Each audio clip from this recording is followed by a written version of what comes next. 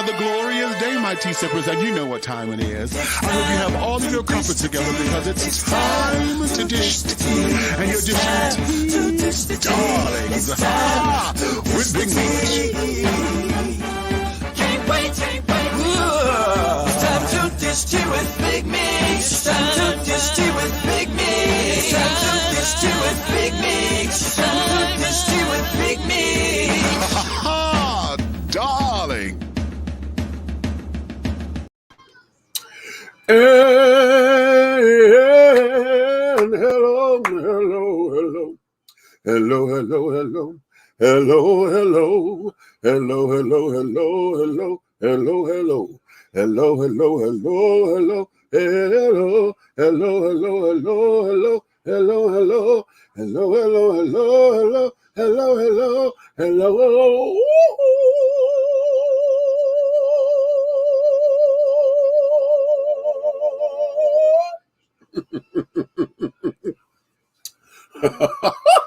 Hey.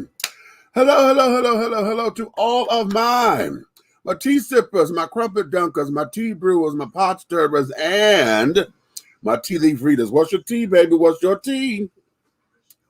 I know you have all of your crumpets together, my darling, because you know what time it is, my darlings. It is time to dish tea, and you are dishing tea, darlings, with Big Meats. What's happening? JoJo? What's going on, darling? How are you, darling, is the question. All is moving and grooving on this end. Y'all know I'm still putting my world together, trying to get my mind right and carrying on. I'm still processing. Let's just put it that way. We're still processing and all of this, that, and the third, okay? So I don't know how long we're going to be on here today because one of the things that I do want to talk about, how many of y'all seen the Big Meat moment about me taking my first shot for the vaccine, right? I had the Pfizer. Well, honey, let's talk about this shit because, baby, I've been feeling so fucking lethargic since I had this goddamn shot. Now, I will say this, that the last couple of days I had not been sleeping, well. And so I know part of this is me because I have not been sleeping. But damn it, since I've been taking this damn shot, I have just been like I had no energy, and every time I got up to do something, I would do 1 or 2 things, honey, and then next thing I know, I am just tired again. I'm sitting on the couch. I went to go lay back down or whatever. And I'm like, what the fuck is this? This ain't TTTTT, honey. And I was just told today that this is something that they've heard, that, folks are saying that, you take the shot or whatever. But they said that I've heard that this happened when you take the second shot, that they get real sleepy or whatever. And I said, well, maybe it's because I had not been sleeping, so I just exacerbated the damn side effect or whatever. However, have any of you had that particular kind of reaction with any of them? I've taken the Pfizer. So what's going on with that? And here's the other thing that I wonder. If it's 2 shots, do I have to go back to take another Pfizer shot, or can I take the Moderna as the second shot? They never said if you can mix the shots up or whatever. So I have no clue, okay? What's up, big sis? Jan is in the house. Hey, Jan. Okay. So y'all talk to me, honey, because I'm telling y'all, it has just been this whirlwind. Like I said, I'm so fucking lethargic and carried on. It is absolutely crazy. I don't know. I just really and truly don't know. Bobby Park, you said no. No to what, baby? No to what? No what? No, I can't do both. I can't do mix the shots up. What do you say no to? Yeah, can't mix the shots. Okay. So be that as it may. Okay. In any event, that there is what is snapping and carrying on. Today's show, I titled it, so you want to make some shit up, right? Okay. You're just making shit up. Something just came across my desk today, just within the last couple of hours. And I'm like, you have got to be bullshitting. And that there, Raymond say, what? Yes, I was tired after the first and second shots. Really?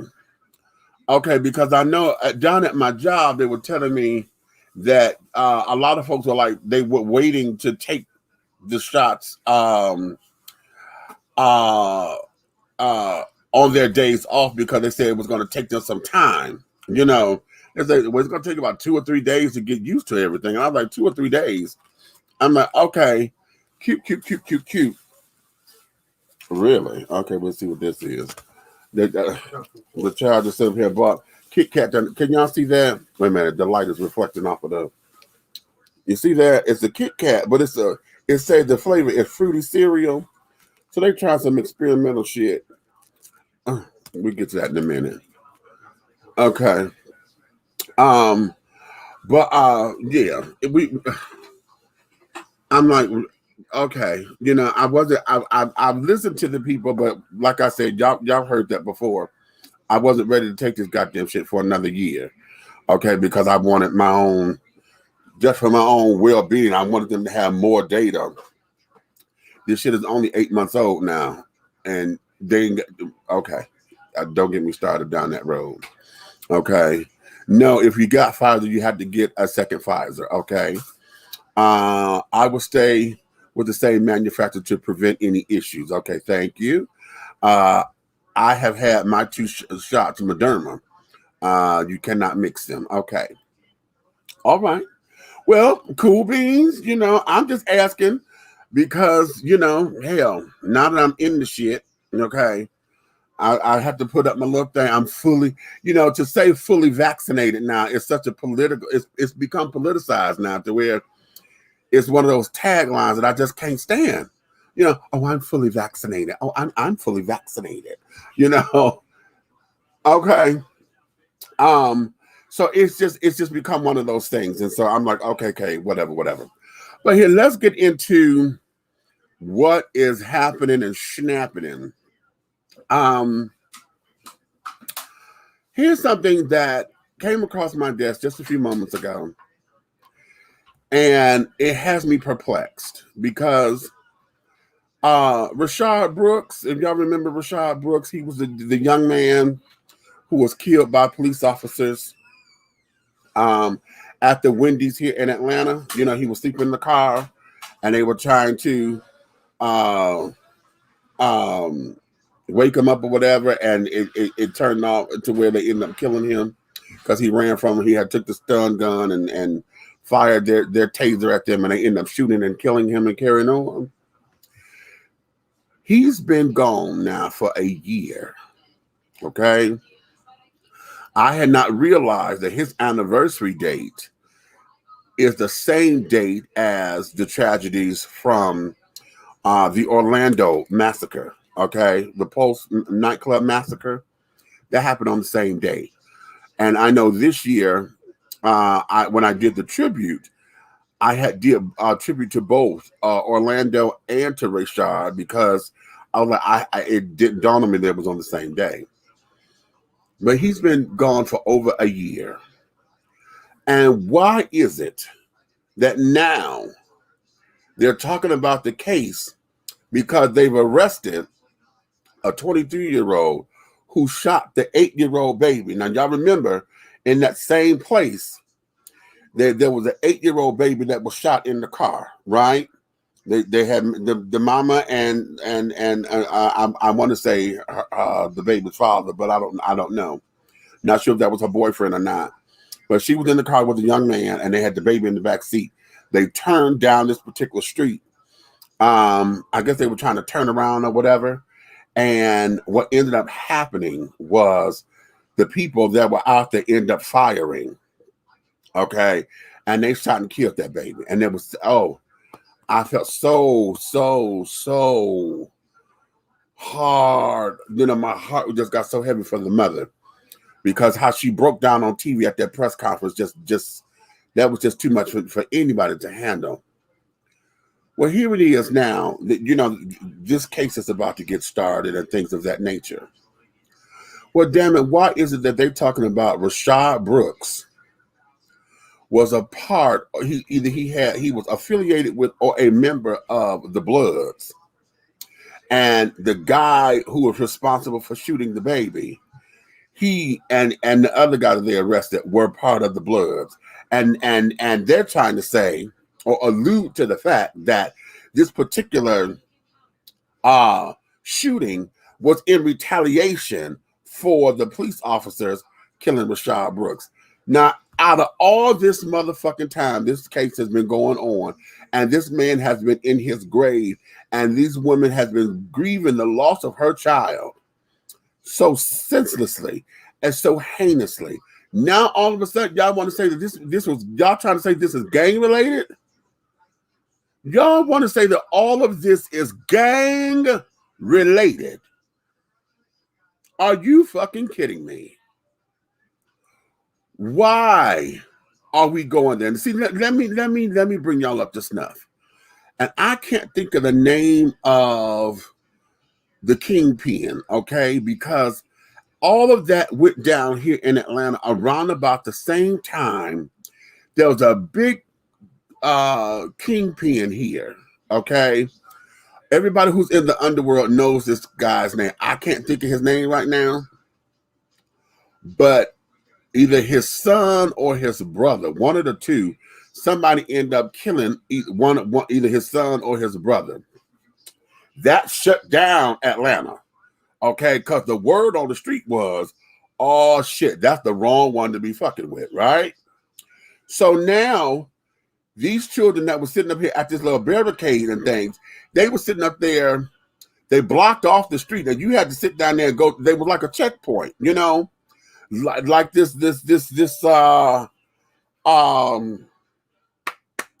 vigilante checkpoint, right? So if you turned down the street, you were going down the wrong way. And that's what happened with the woman and the 8-year-old baby. They were turning and they turned and they were trying to turn around because they realized they had made a wrong turn. Somehow or another, somebody gave the order to fire. And that's how they shot their car up. Okay. Now, incidentally, it was another shooting that same night around the corner because a coworker of mine had got shot. He and his son got shot. They were at the motorcycle club. Now, they're trying to say they're not sure if those two were related, but the coincidence, you know, it's too coincidental to be a coincidence. Okay. And that's a direct correlation to where more than likely there probably was a related incident. Okay. But my whole thing is this. Why are we now trying to defame this man's character? He's already gone and been gone. This man has been gone for a year. We ain't heard nothing like this in all this time. Why is it? When it comes down to Black men who have lost their lives to police officers, okay, and all this little shit that we go through, why is it that the police, all of those who are part of the investigation, I'm going to say the GBI, all of those who are part of this investigation, and the media, okay, why is it that we always try to make some kind of criminal activity association with everybody who has had a run-in with the police?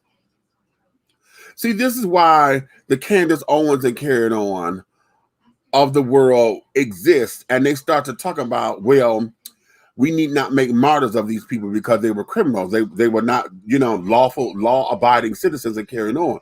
But why is it that every time there's an investigation, we end up having somebody somewhere trying to make a correlation between a criminal activity and somebody who has been killed by the cops?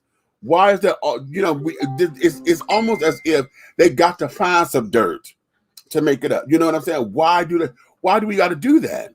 Why must we be on this particular bandwagon? And the whole thing for me is that it diverts and just causes a distraction. See, if you sit up there and get the do-gooders and the so-called true blue American children, you know, and everybody who has an opinion, if you get them all up in arms about the criminal activity of this person, then you end up diverting attention to what the fuck happened. You understand? When George Floyd, everybody, they were trying to sit down there, oh, well, he had a counterfeit $20 bill. He had it. I don't give a fuck what had happened. Okay? The police were called for a reason. And this is the part that I need everybody to understand.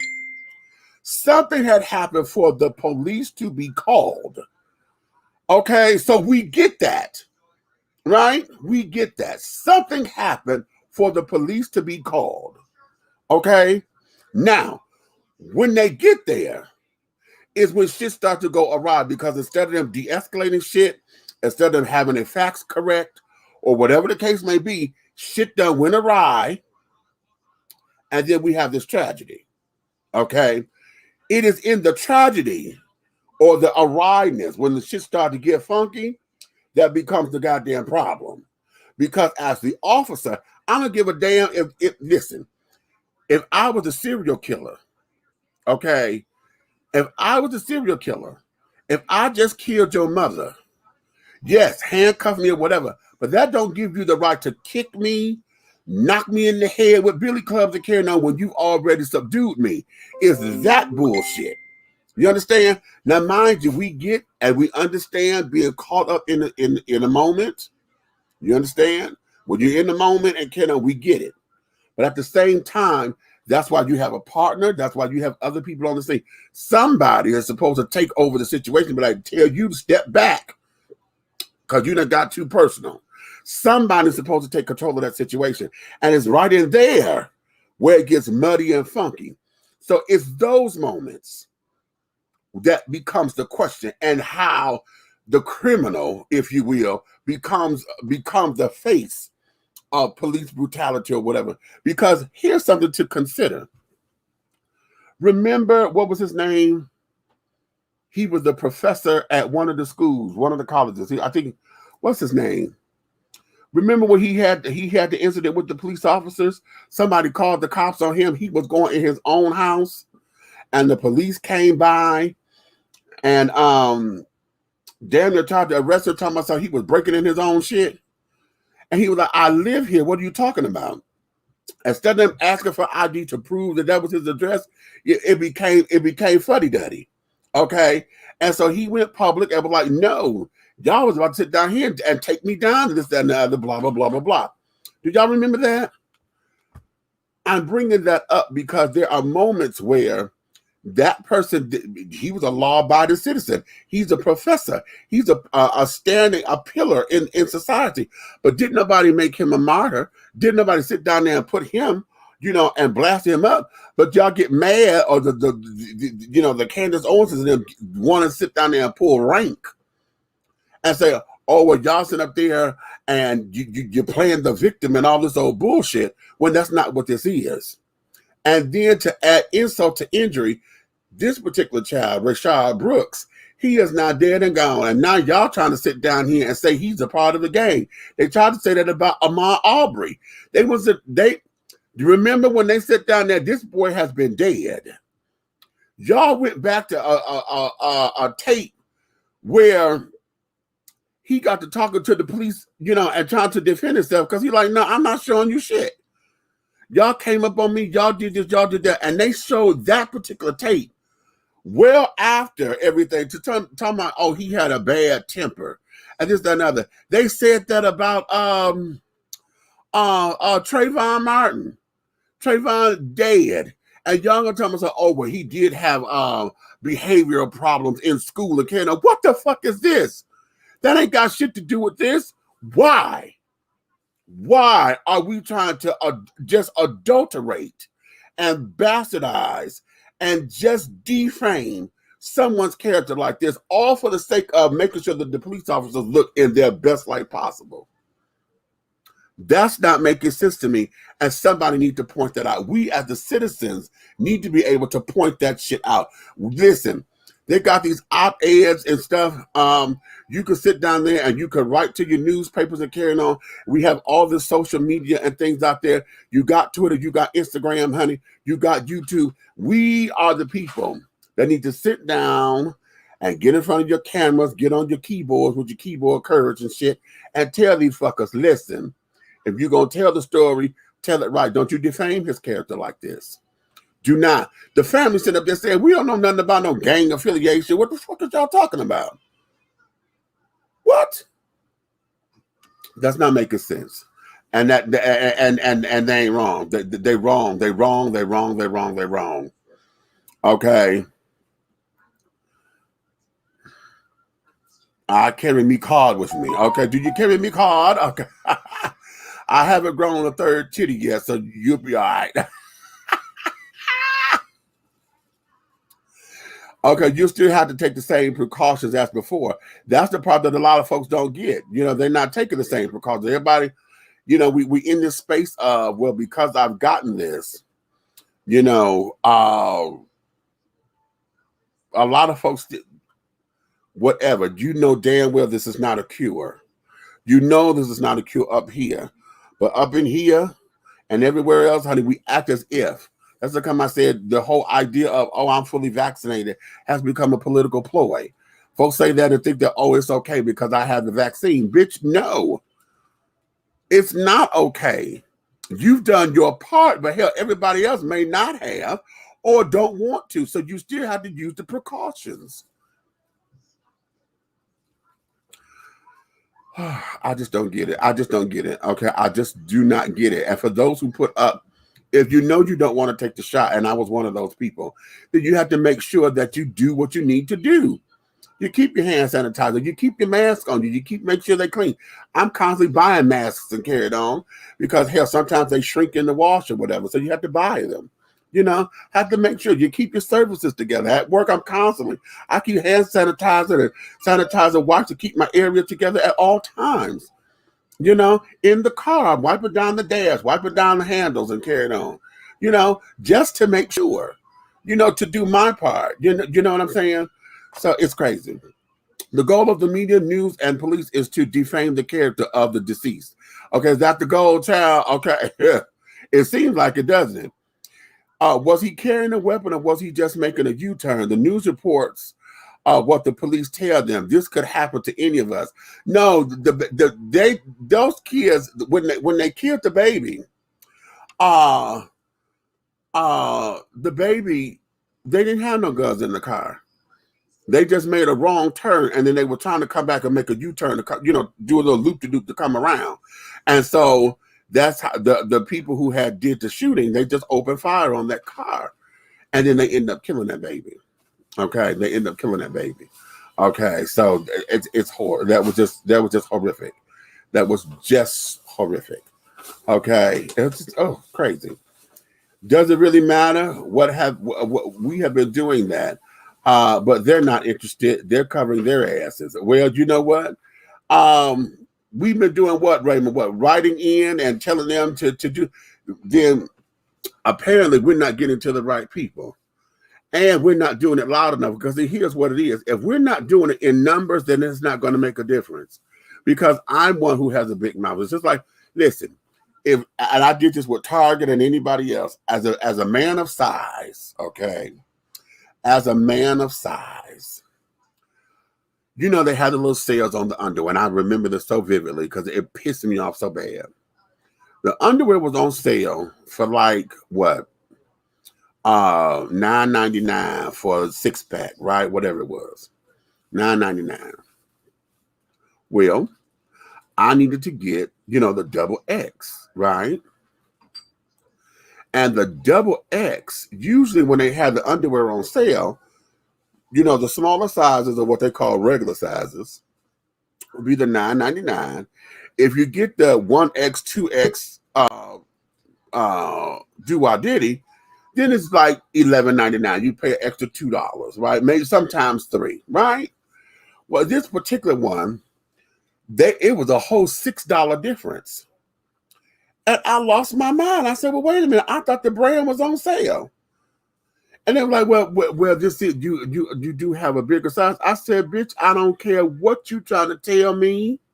And somebody who's cut out patterns and have done this, it ain't that much more fabric on this motherfucking piece of underwear. And there's underwear on top of it. You mean to tell me that because I get a 2XL underwear, and these are just boxer briefs, that you trying to tell me there's a $6 price difference? Oh, well, sir, I said, don't you owe certain means? I said, no, something is wrong with this. Because you said this is on sale, and that's the whole $6 difference. And I said, I've been coming to this store long enough to know how your sales are. So I got into it with the manager, and so I said, fuck this, and I called corporate headquarters. Okay? Now, I am one person who called corporate. Okay? I tell folks all the time, get to corporate, get to corporate, get to corporate, because when you start dealing with the peons get to a point where, fuck it. Okay, they're going to say whatever to keep their job. If you go up to the head where it's not supposed to get to, if you start there and work your way down, then you know it's going to get done. Because it's not supposed to get to the chairman or the CEO or the vice president. It's not supposed to get that far up. Okay? But if it does, then you know it's going to get taken care of, because they're like, how did this get to me? Somebody not doing their goddamn shit. See?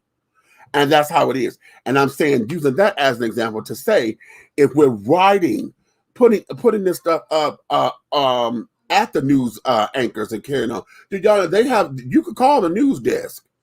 Okay, your local news and carrying on. When you hear some shit, you can call that news desk. But no, that ain't right. How come y'all doing X, Y, and Z? They may send you to the website. You can sit down there and put that in the comments. Why are y'all X, Y, and Z? But we got to do this in the numbers so that it makes sense. Y'all know how to sit there and tell a bitch when her hair is wrong and they got too much makeup on her. You see how they do? They will change that hair in a minute.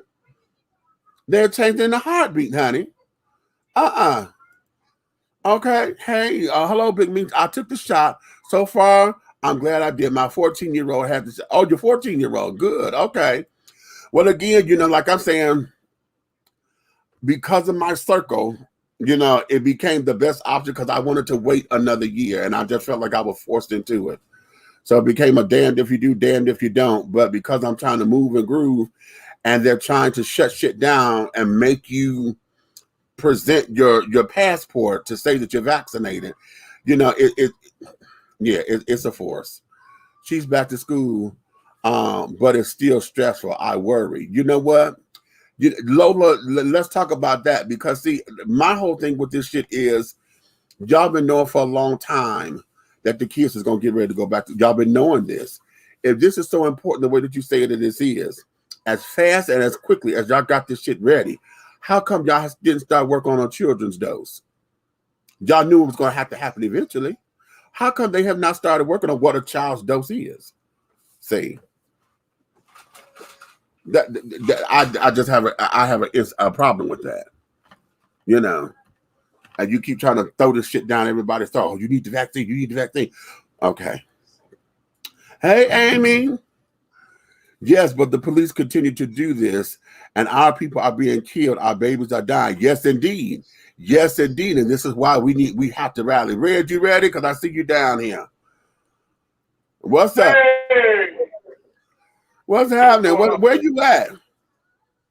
Man, I just came in from the store, right? Yeah. And I was having the same issue you were talking about. I was sitting up in the store, and I'm like, okay, why is it that I got to pay $7.99 for 3 big ass condoms, and the regular size person condom is $2.99? And I just didn't understand that, and I just got there and threw a fit. I was like, wait a minute, because I got to stand back from the toilet, and he don't. Where you go? What happened? Hello? Well, okay, America. Let me tell you. Yo, yeah. I'm not looking at you. I am not. You know what? I'm gonna do the camera like this. No, I'm just gonna cover your screen. I'm not gonna even look at your head. Stupid ass.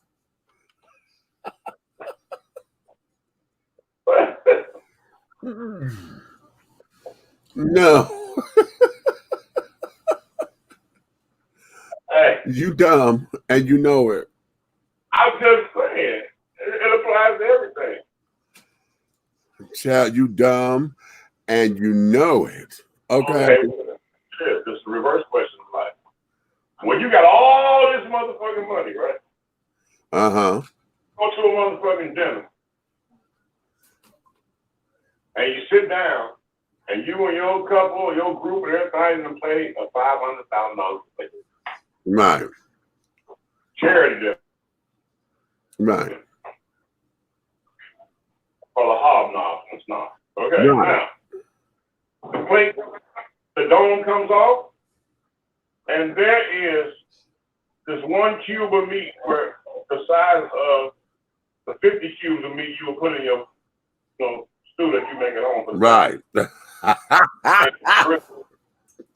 It's gristle with some type of hot dog, and then they have one little piece of greenery sticking out the top of it. Right. On a beautiful plate. And you got all this money in the world. But when you broke as hell, for $5.99, you can eat till you pass out.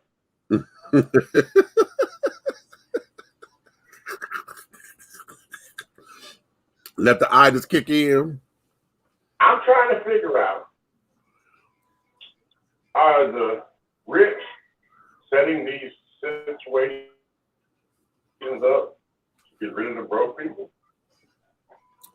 Possibly. I wouldn't put it past it.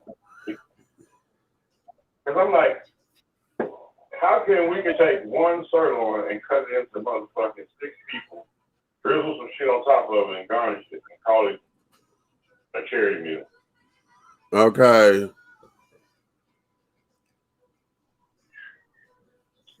I ain't figured that out yet. It's like the reverse of those doggone underwear and those condoms. Okay. It happens, but you know what? Let's go there. Let's go there, because this is an interesting topic. Because isn't it? I've always asked this.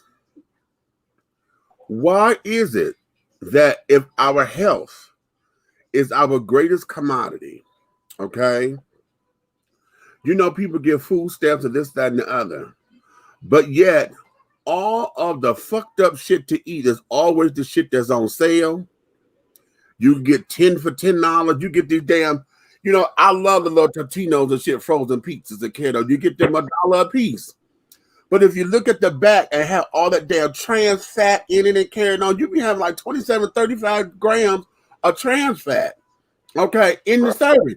You get these damn fucked up ass hot dogs, 49 cents a pack. You get you get the hot dog like we got it back in the day with 10 and 12 in the pack for 50 cents a pack. So when you're trying to do a household, and God help you if you got, they got kids. Now everybody got 16, 17 fucking kids, and you trying to stock a refrigerator and a freezer. You see the woman does all this, and then you get mad at her, talking about, oh, well, that's neglect because you're not feeding your children properly. Bitch, if you don't get the fuck up out of here. I'm reminded, was it Oprah? I think it was an episode of Oprah, and it was a white woman who had said this. She said, how am I supposed to take care of my family when everything that's on sale that's within my budget, you say is I could get this because I know they're going to want snacks. They're going to want this. They're going to want that. You can sit down here. The goddamn cookies and shit become $2 for $1. You go get the damn cookies. All the junk food becomes that. And every time you buy organic, they say you get it organic, or the organic should be out of this world. Everything that is good for you is bad for your wallet. So how is it that we have allowed that? Even trying to go to the farmers markets and carry on. I like to support local farmers. Okay. Okay, you got to remember this. Let me use some math.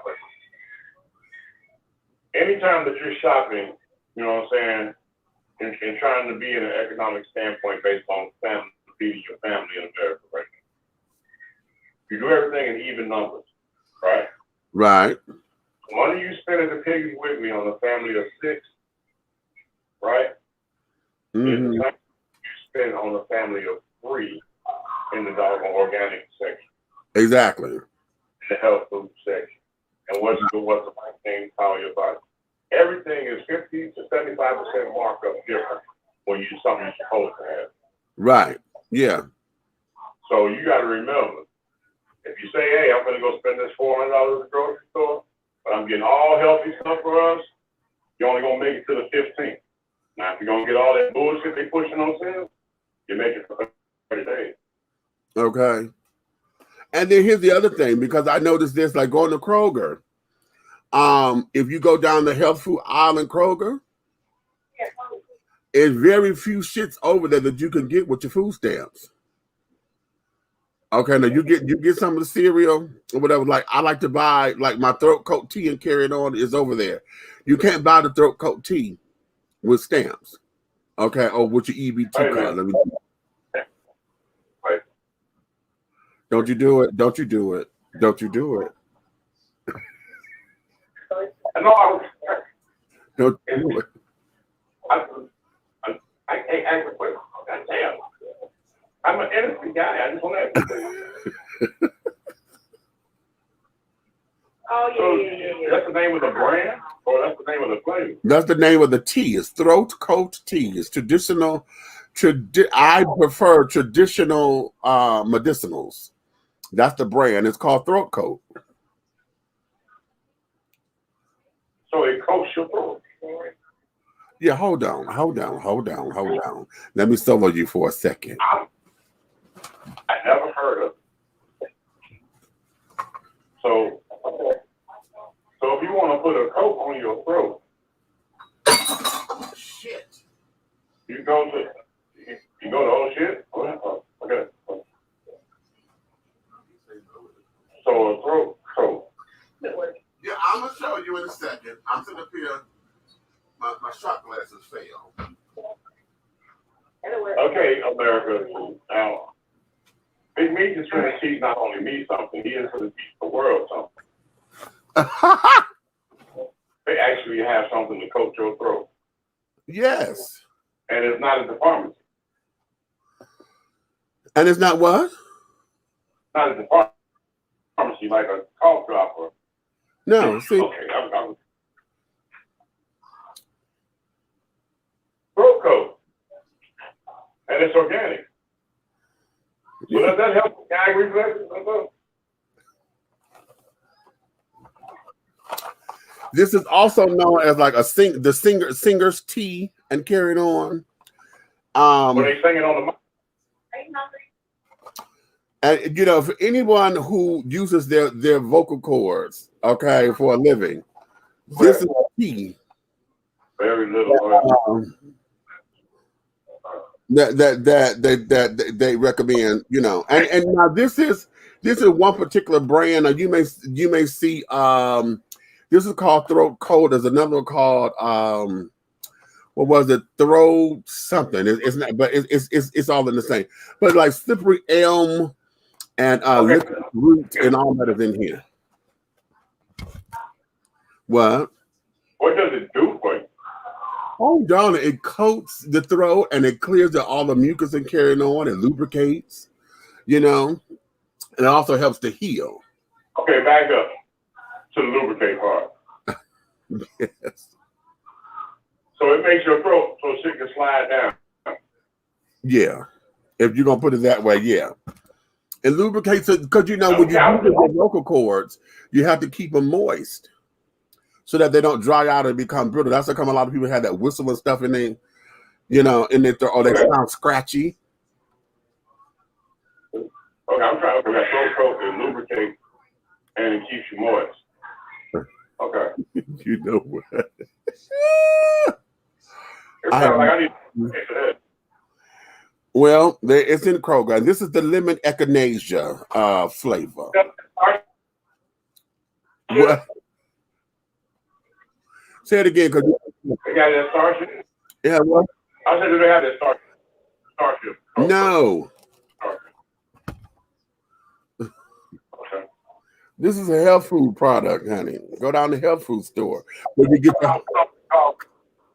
it from the health where you get your horny goat weed and carrying on. You get all that at the same place. Okay, so do they have anything called gum numb?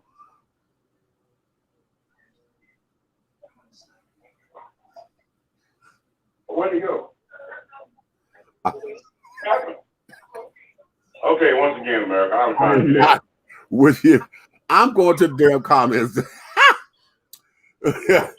You know, I got vaccinated a little while ago. I never had side effects besides being tired for a couple of days. I was weary of it as well, and we still have yet to see what long-term side effects there are. But so far, I'm glad I got it. Okay. Okay, Level say, hey, big red fellow. Okay, you guys are my favorite. Oh, bless your heart, Lola. Thank you. Child, everybody heard you buy big ass condoms. Okay. In response to you saying go to corporate, on my job, we are not taking cash because of the pandemic. A customer got pissed off and told me to tell the boss it's a bad move. I told him, no, you tell the owner. About a week later, the staff got an email to start taking cash, and it turned out being that it's illegal in our state not to not take cash. The boss should have known that. Okay, right. Which means what? He took it to, right. You take it there as a consumer. Okay, as a consumer, honey, that there is part of our rights, you know. And you can sit down there, you could change some shit, honey. You could change that, yeah. Okay. Meets, there's a show by Jamie Oliver that goes to Huntington, West Virginia, to see why it's the fattiest city in the U.S. He found that school food was full of fat, salt, and preservatives, had little nutrition value, and was mandatory to use if the school was funded by the government. Poverty class was overweight due to accessibility to fresh, non-processed foods. Yes. Listen, you know what? That there's always a big issue right there, and I think I know what you're talking about. Jamie Oliver, isn't he the chef? I think he's the British little chef, right? I think I remember something similar to that, where they were going around talking about this, and what we found out if this is the same documentary, they have found out that when they make the school menus and carrying on, that what is considered to be a vegetable, like tater tots, okay, because it's a potato, they would consider that to be like a part of the daily nutritional value, but that shit is deep fried and it was frozen, so it doesn't have any nutritional value in it. Like that pizza that we love so much in school, that the pepperoni pizza, the square shit that we love, where I believe Stouffer's took the idea from. That shit was good as hell, but it had no value in it, honey. That shit was all fat. It was all byproducts and shit. Okay, and they sat down there and they had when we found that out, I was like, wow. So when they called themselves serving a nutritional menu, that it was going by the guidelines that they were given by the government, but it still ain't no good. It ain't no good. And here's what I keep saying this. I want them to bring back the damn commodities, the government cheese and the powdered milk and the canned chicken and the canned beef and the canned pork that they used to give out back in the day.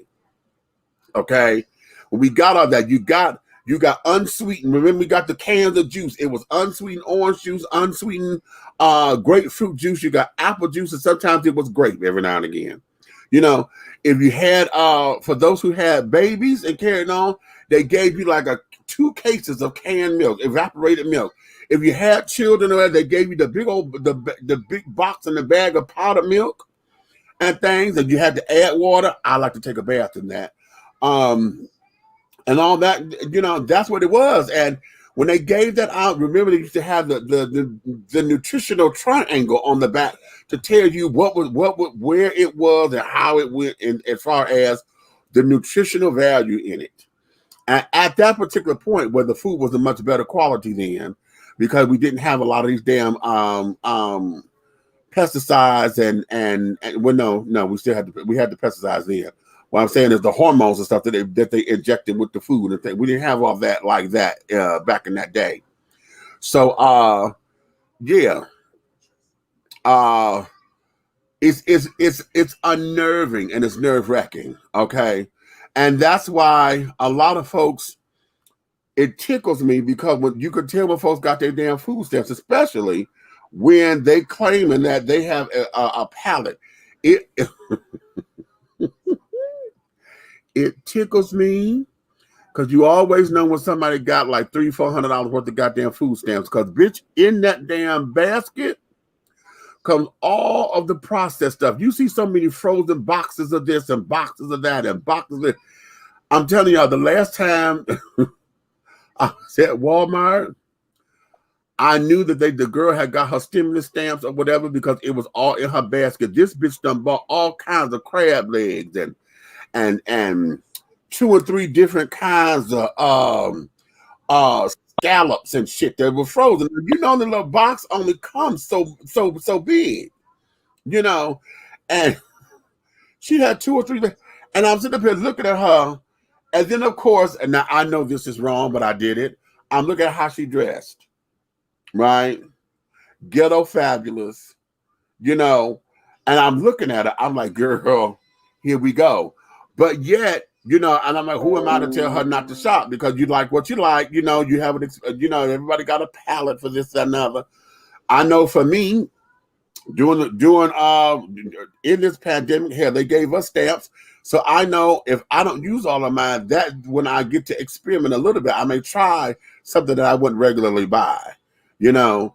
You know, I may try, like I usually get almond milk. I buy almond milk, but I like to drink almond milk to drink it. If I'm having cereal or if I'm dunking my cookies and carrying out in the milk, then I like regular milk for that because almond milk don't go well with the cookies like that. So I thought,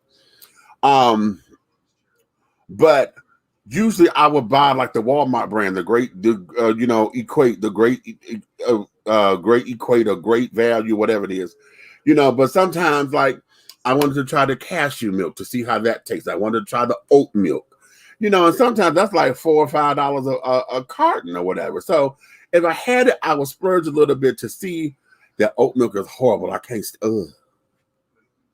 That oat milk is horrible for me. If y'all like it, God bless you. Somebody got to. They keep them in business, but that shit is horrible for me. So you know when you go. Hey, Mitch. No, ma'am. Oh, no, ma'am. Oh, no, ma'am. Oh, no, ma'am. No, ma'am. I just got $1,000 myself. And I was in Aldi, you know, all these discount stores. I was in, and I got all the crab crustacean I wanted to. Thanks God for buying it. Yeah.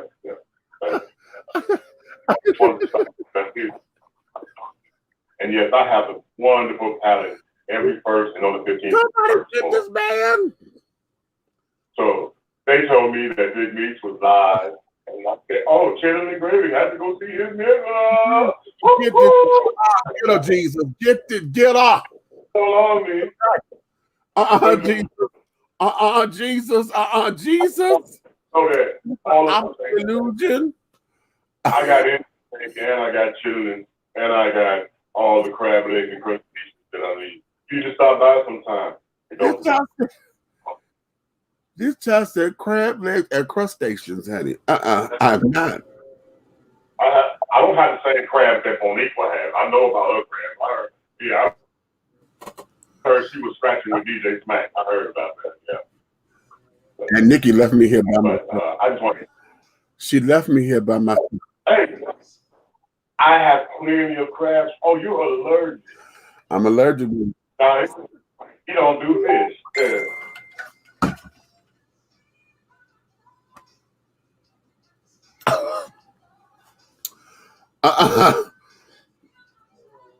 I'm slap that boy. Okay. Miss Chitlin Gravy. How to catch that? Okay. Let me go back to these comments. This child is cutting. What's that? Oh. Miss Chitlin brought her ass up in here. Oh, yeah, she'll do that sometimes. You want to talk about food? No. Yeah, she show up every time I tell her what's this thing. Let me see. Corporations have find ways to cheaply mass manufacture produce, processed foods, so they can mark it up and offer quote unquote deals because they profit so much. Biggest sales are always the biggest corporations like Tyson's, ConAgra, etc., who subsequently are the biggest environmental polluters, factory farmers, and GMO producers. Right. Hello. Hello. Good morning. Hello. Good morning. Hello. Right. I can't fuck with that. Yeah, Jamie Oliver is the British. Okay, so that's the same one. Then that documentary that you're talking about, yeah, I know. Yeah, I've seen that. Okay. Michelle Obama was a champion for school lunches having more nutritional value, but thanks to the government interference and greed, they met the bare minimum requirements for nutrition. Portions shrunk and the menu became bizarre. You know what?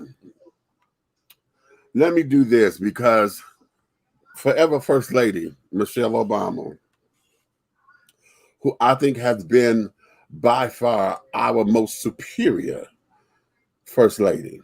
You forgot to say, and my side. Huh? Forgot to say, and my side chick. Okay. I thought that the criticism that she had received because she had started a garden at the White House, a community garden on top of it, okay, for fresh fruits and vegetables. When she and Dr. Jill Biden, who was now the current First Lady, she was the second lady at the time, when they had went on this crusade for lunches and carrying on and for military families, they got unfair criticisms. And most of that came from a lot of folks who supported, this whole bullshit of capitalism and carrying on and trying to find ways that would keep everything unequaled, if you will. Okay. It makes no sense. It makes no sense. It makes no sense that going to a school, and a lot of these kids are not getting, hell, breakfast is something that a lot of kids don't eat on the way home. I mean, going to school in the morning. Why? Let's get very practical. Most of the time, honey, is because they get woke up at the last motherfucking minute and they got to hurry up and get out so they don't be late. Okay. Now, yes, we do know those households that didn't have a lot of food or whatever, but most of those kids had to get up and go because they woke up at the last minute. Go ahead, Red. But the parents have gotten younger. And when the parents have gotten younger, the priorities have changed. Right. So the priorities change. All they care about is kicking them out the door. Kicking them out the door. And it's not about getting them up in time so where they can get dressed, comb their hair, get their homework to school, pack a lunch for those who take a lunch, and then sit down to have breakfast before they leave. It's not that. It's just like this. Billy, get up. Hey, your clothes are right here. Put them on. Tie your shoes. Here's your book bag. Oh, wait a minute. Take this wet wipe. Wipe your face off. Here, put the Tic Tac in your mouth. Goodbye. Right. Okay. You're going to miss the damn bus, and I ain't got no bus, but I'm not going to take your ass to school. Get your ass up, get out here to catch that bus. And chew that Tic Tac. Right. Okay. So, yes, honey. Yes. The food pyramid established by the government was altered due to lobbyists to include salt, fat, and sugar as a necessary part of your diet. Sugar, especially, is the biggest offense. Look up the sugar film. Okay. I think I know that one too. I haven't seen it yet. Is that on Netflix or something? I think I know that one. Okay. Because everybody, when they got into this whole thing of trying to say sugar is sugar because those who manufacture high fructose corn syrup were sitting up there, they had a whole commercial about that. Telling us, oh, well, hell, sugar is sugar. Your body don't know the difference. My body may not know the difference as far as taste is concerned, but my body will know the motherfucking difference as this shit starts to break down. All right. It start to, as the body starts to absorb and carry it on. High fructose corn syrup. I used to work security for Everfresh juice. Okay.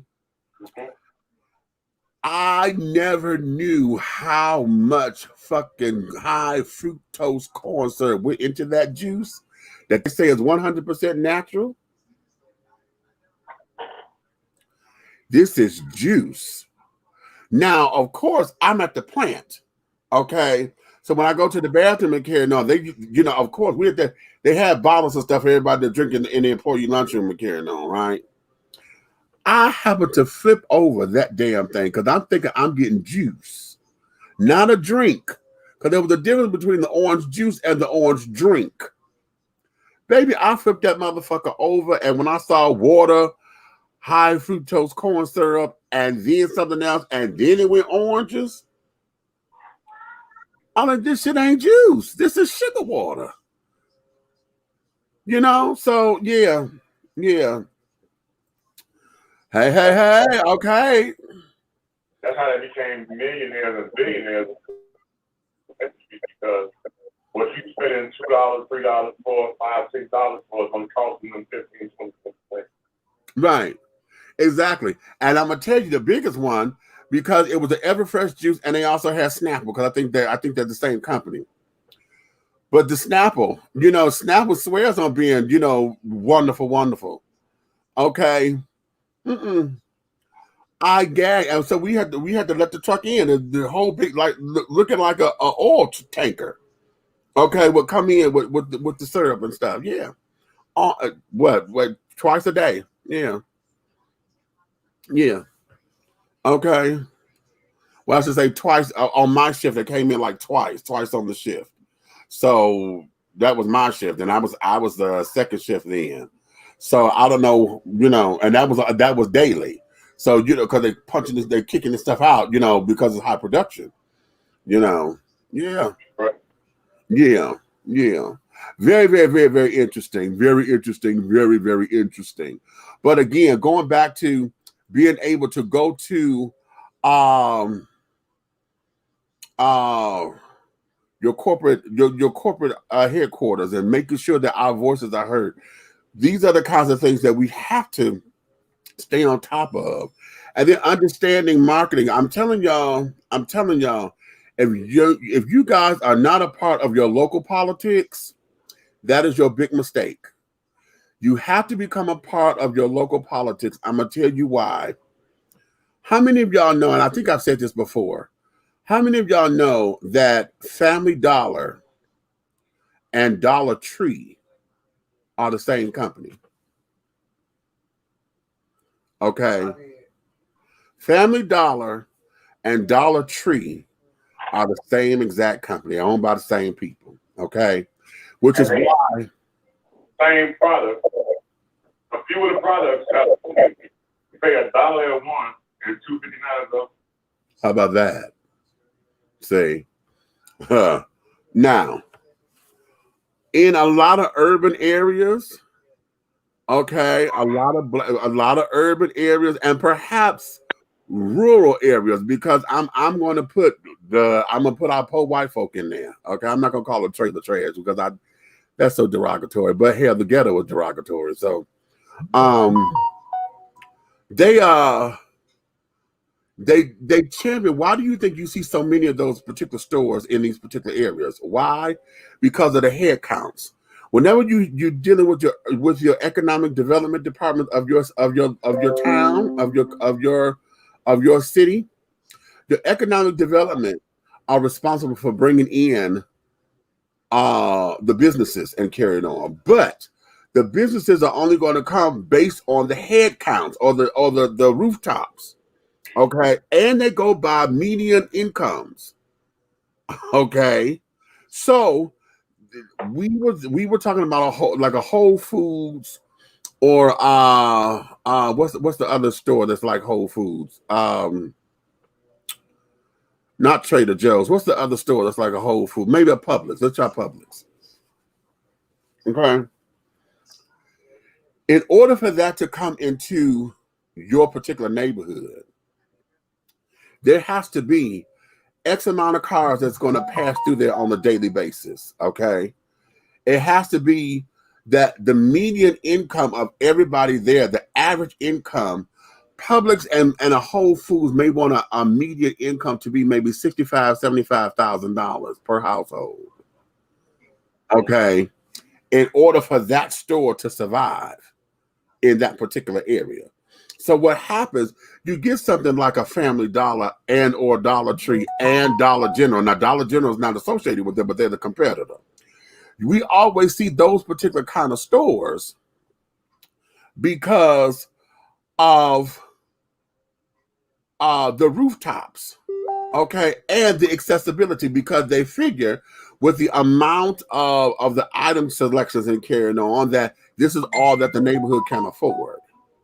So basically, they telling you poor. So they'll put a Dollar General in there, and you sit down there and get all of the fucked up ass, discounted items and stuff that's about to go out, off the store shelves, or stuff that they're discontinuing and that kind of shit. You get that kind of stuff in those particular stores because it's quick, and they figure that, oh well, the median income over here being maybe what, $45,000 or less, oh well, this is all that this neighborhood affords.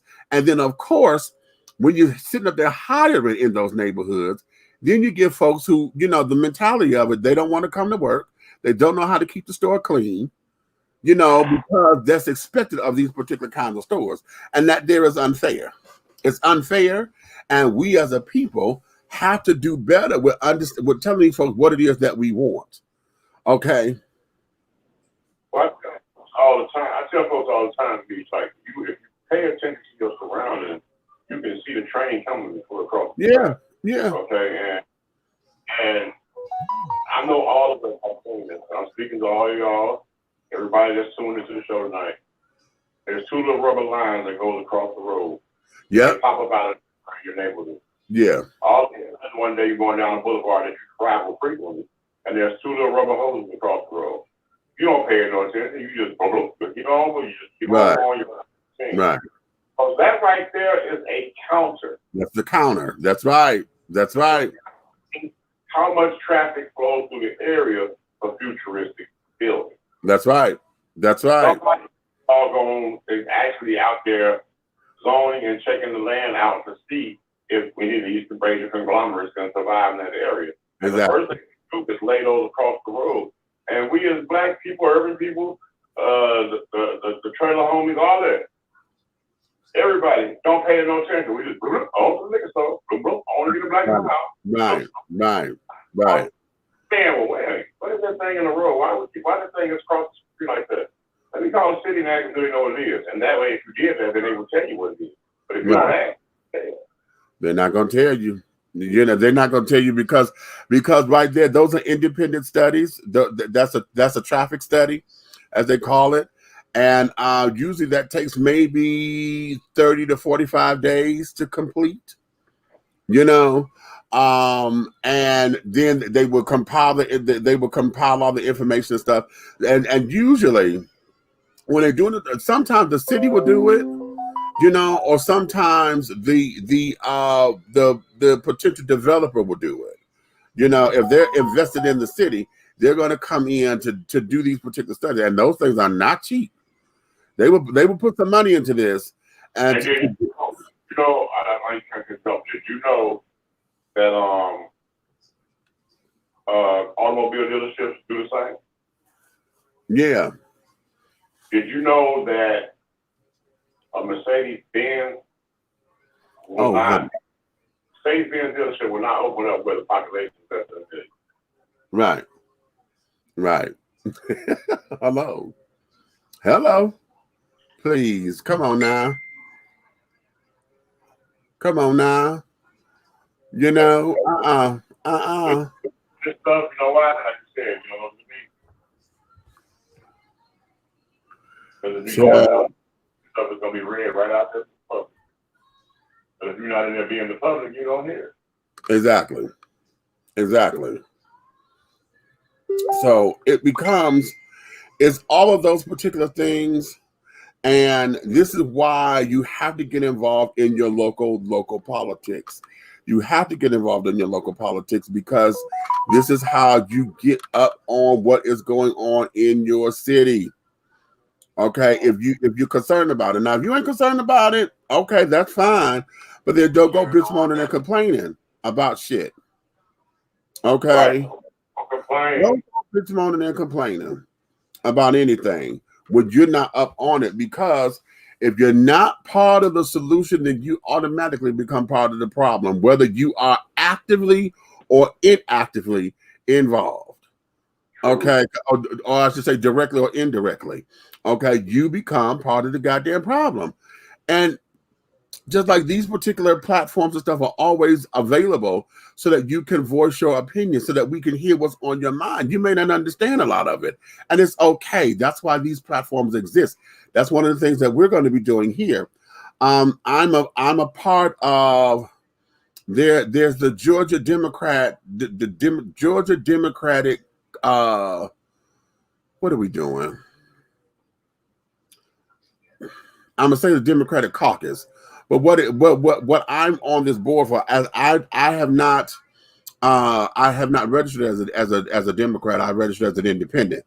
But what is happening because of all these voter restrictions and stuff, all these new voter registration laws that they're trying to pass, we're trying to make sure that prior to 2022, the big elections in 2022, because we have the gubernatorial election here and a few other things. We got state senators and carrying on that's up for re-election. We want to make sure that every citizen in Georgia is registered properly, and that we on this kick to make sure, the whole idea is to keep Georgia blue, right? To where we can get everything done the way that we say that we need it done, holding everybody accountable or this, that, and the other. But what we're in the process of doing is making sure that persons of color and persons who are senior citizens and carrying on, and those who are disenfranchised by these new laws, are able to make sure that their voices are heard. Okay, I'm going to be having a series of people to come on soon to where we're going to talk about these things. We're also going to sit down and get into exactly why are you voting for these people? What is the role of this particular person? How many of y'all know what the role of the commissioner is, or the role of your the judges? Sometimes the circuit court judges. Do you know what they're supposed to do? Most of us don't know what they're supposed to do, and oftentimes because you don't know what the job is, either you don't vote for, or you vote because you just the name. Somebody said that name, and you said, "Oh, okay, I know that name. I'm gonna vote for it," but you don't know what they do. You don't know how to vote for the school board. You don't know, all those particular kinds of things. We have to understand who and what everything is so that you can have the education that you need to get your voice heard. Okay, so we're going to have some of that coming up very, very soon. What I'm going to do here, let me take a break. I want to take a commercial break right here. When we come back, on the other side of the break, I want to get into a topic that I think is going to be very telling. We never covered this here, but ALFONZO RIBIERO, y'all know Carlton from Fresh Prince of Bel-Air. He went public a while ago, and it was a statement that he made that he feels as though the Black community does not support him, and don't show him the love carrying on. So the question becomes, does he have a point, or is it that his brand of success or his type of success, a lot of Black folks are not identifying with it? And I'm going to explain that point when I come back. Let's take this little break, and then we'll be back on the other side, okay? Whether you are a resident or visiting ATL, if you need to satisfy your soul and your hunger with some good old-fashioned scrumptious victuals, then head on over to Tara Boulevard and feast at the Country Kitchen Cuisine Buffet. The Country Kitchen Cuisine Buffet has a mouth-watering array of delicious delicacies that will tempt your tummy, tantalize your taste buds, and please your palates. All of our items on the buffet are made from scratch, just like Grandma used to make. Try our meatloaf, the succulent fried chicken, the smothered pork chops, the short ribs, the fried and baked fish. Try our oxtails, the turkey wings, and don't forget some of those fantastic sides with the macaroni and cheese, cornbread dressing, greens, cabbage, red beans and rice, potatoes and gravy, and oh my God, don't forget the cornbread and those decadent desserts. Your hunger will not be denied. Come on down to the Country Kitchen Cuisine Buffet, located at 8562 Tara Boulevard in Jonesboro, Georgia. Come on down and tell them that Big Meech and Dishing Tea has sent you. Yeah.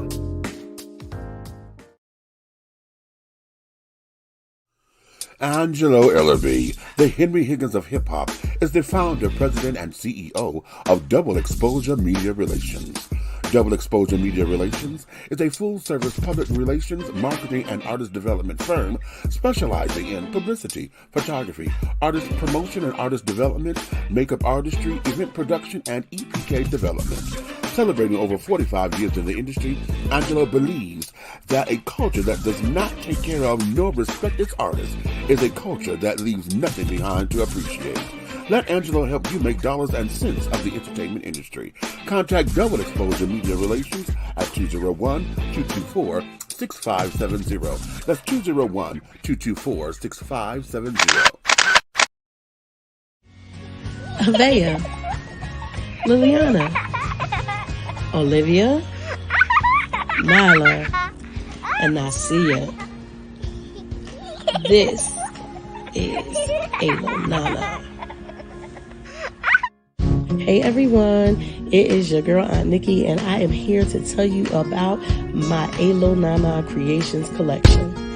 So let me tell you what this collection consists of right now. Right now we have all natural body butters, all natural rose water spray, and handcrafted crystals and beads jewelry. That means you can get necklaces, you can get bracelets, you can get waist beads, you can get anklets.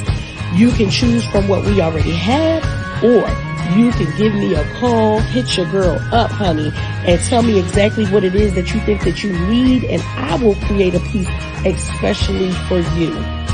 Okay, so I want y'all to get into this. Yes, I sit here and bead every last one, honey.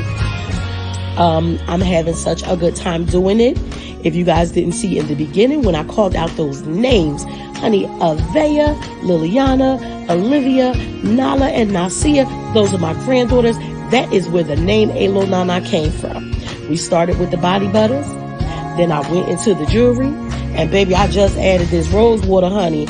And I am telling you, it is amazing. Look at the ending credits to see where you can purchase you some, where you can order it.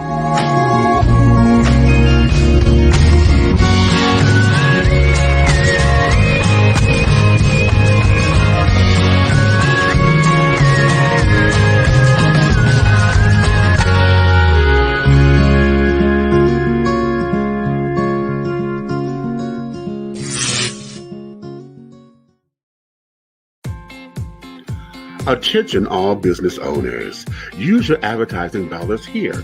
Looking to reach a more diverse audience for your products and your services? Well, this is the platform for you. Dishing Tea Entertainment welcomes all businesses who wish to expand their brands and looking for clientele that's more than grown and sexy, but also the seasoned and sophisticated. For more information on how this spot can be yours, contact Big Meech at 404-914-5610 or go to our website at www.dishingtea.com.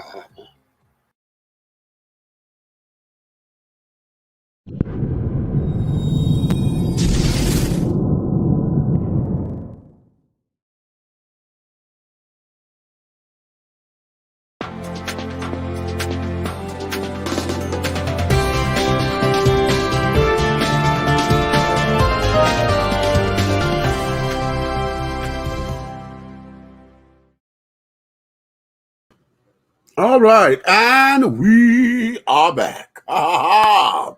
Okay. So now let's get into this. Just not too long ago, I'm going to say a couple of weeks ago or so, actor ALFONZO Ribiero, y'all know him best as Carlton from The Fresh Prince of Bel-Air, okay? He went public and stated that the Black community basically won't accept him, okay? And I thought that was rather interesting, okay? I'm pulling up the article now because this is from Black Enterprise. Okay. And the article says this. Alfonso Ribiero, better known as Carlton Banks, Will Smith's corny geek cousin in the television sitcom The Fresh Prince of Bel-Air. Wait a minute, why is this thing? Okay, it keeps jumping. Okay. The Fresh Prince decided to talk about being ostracized by the Black community for having a white wife, except Black Twitter reminded him that he was not on top of anybody's mind. Ribiero, the current host of America's Funniest Home Videos, spoke exclusively with Atlanta Black Star about the stigma that came with playing such a popular character on an iconic show. But he also said he feels that he, being married to a white woman, places him in an uncomfortable position when he is out in public. And he sees the looks he receives combined with being typecast as Carlton Banks and being in a mixed marriage, he said, makes him feel like Black people would never accept him. Being Black isn't something I try to be, it's who I am, he said. Ribiero also was asked about a particular scene on The Fresh Prince of Bel-Air where he tried to pledge the Black fraternity, where he was met with skepticism. The writer, Jasmine Alice, asked him if he's ever encountered that feeling in real life. It still happens almost every day. Unfortunately, I am in a mixed relationship, Ribiero responds. And I get things and looks and comments constantly. And I find it very interesting because you see a lot of things on social media where people say things and people have positions and perspectives. And it's not easy to make that choice because you're not at home. You're not at home in any home. I'm never going to be white, and I'm never going to be fully supported by the Black house. So I'm in my own little world with support from almost no one to be in love with someone I've fallen in love with. How does that make sense? It doesn't. We all want to live in a world where everyone is accepted for being and loving and living the way they choose to live. I will support any person that wants to live in the world that they want to live in. I'll support a racist person to live in the world that he wants to live in. They don't have to be around me, he says. Okay. Anyway, of course, Black Twitter let loose on his reasoning, pointing out that he loves white women, and the first tweet below shows the video clip where he immediately states it. Okay. Okay. I've never seen that. So Twitter blew up and carrying on. So they trying to let him have it for being in love with white women and carrying on and blah, blah, blah, blah, blah. But I guess the bigger question is, what's going on here? You know, does he have a point there? You know, Black folks, let me ask you, do we turn our backs on folks because they're in interracial relationships? I know the Bible to the people children do. Okay. Okay. I know they do. And things of that nature. Okay. Let's go here. Okay. I see you done brought this child up in here so you can send him the link. Come on. Yeah, I'm going to let you up in here. Come on, because I know you itching. You've been trying to get your ass back up in this show forever and a day. Yes, you have. What's up? Yeah. I mean, as far as the, you know, white and Black couple, I ain't got no problem with it. Shit, it is what it is. Hell, live your life. That's all I say. Shit, all I say is just don't go out there in the woods. I hope that you watch it out. Hold up, because that's the bullshit answer. Well, that's the bullshit answer. And the reason, well, let me say that's the surface answer. All you're thinking about right now is the dome. Okay, and I know that. That's what got you blind. You blinded by the dome right now. Now, I'm gonna be honest with you. Yeah. Can't take a white woman to that same doggone area that you party in and have dated other black women and part in that area and not get looked at crazy. Right. It's not gonna happen. It's not gonna happen. Now, secondly, let's get back. Let's start with the point. Let's start with the point at hand. Alfonzo Ribiero. All right. First and foremost, the reason that he feels that way is because of the picture of that his career has painted. You can start all the way back to where he was amongst the little white kids that hung out with Michael Jackson.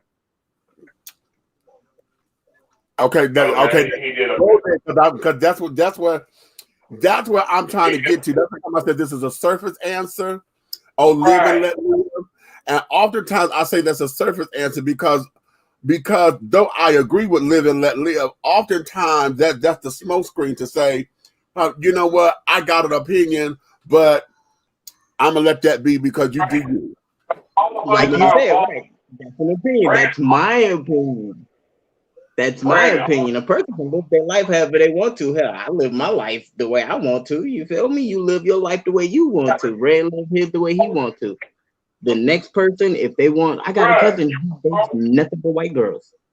Nothing but white girls. Since the day he was born, that's all he's been in love with, nothing but white girls. You feel me? To this day, I could pull up a picture right now and he's got a girlfriend who's white. And I'm not mad at him for that because guess what? Love is found wherever it is. Okay, press pause there. Go ahead, Red. I feel that a lot of black men that I know all my life that date white women and go to them, it's either the Dome Foundation or the Submissive Foundation. And that's exactly what that's what I know. It's more no, they can head gobblers. Okay. I know, but it's more submissive because they feel like black women don't be submissive. But at the same time, when you make yourself a man, get some hot white out here. What is that?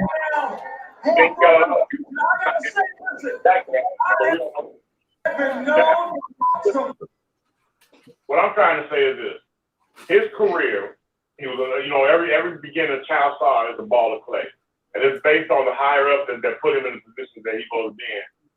It's like a man it's like a few people that we know, black actors that have been idiots in every role they ever played, or man beaters, or woman beaters, or something, and every role they get is the same.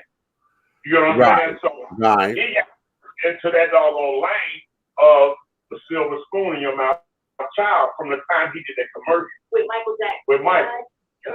Okay, wait a minute, hold on. I have never seen this, and I'm going to share this because, darling, I think we're onto something right here. Check this out, because this is what Black Twitter, and I can't stand it, they say Black Twitter, but this is what the children on the Twitter page done put up here, right? Wait a minute, come on, I need you to start over. Start the fuck over. Go back. Shit. Just click it from the back. Yeah, just click it from back there in the back. Don't go to the button. No, go. Yeah, there you go. I'm gonna let that be. I'm gonna let that be. He said, click it from the back. Okay. Yeah. And where the play button is, go up the button, and then click it. Oh, God damn it. Come on. Motherfucker, start over. Shit. Now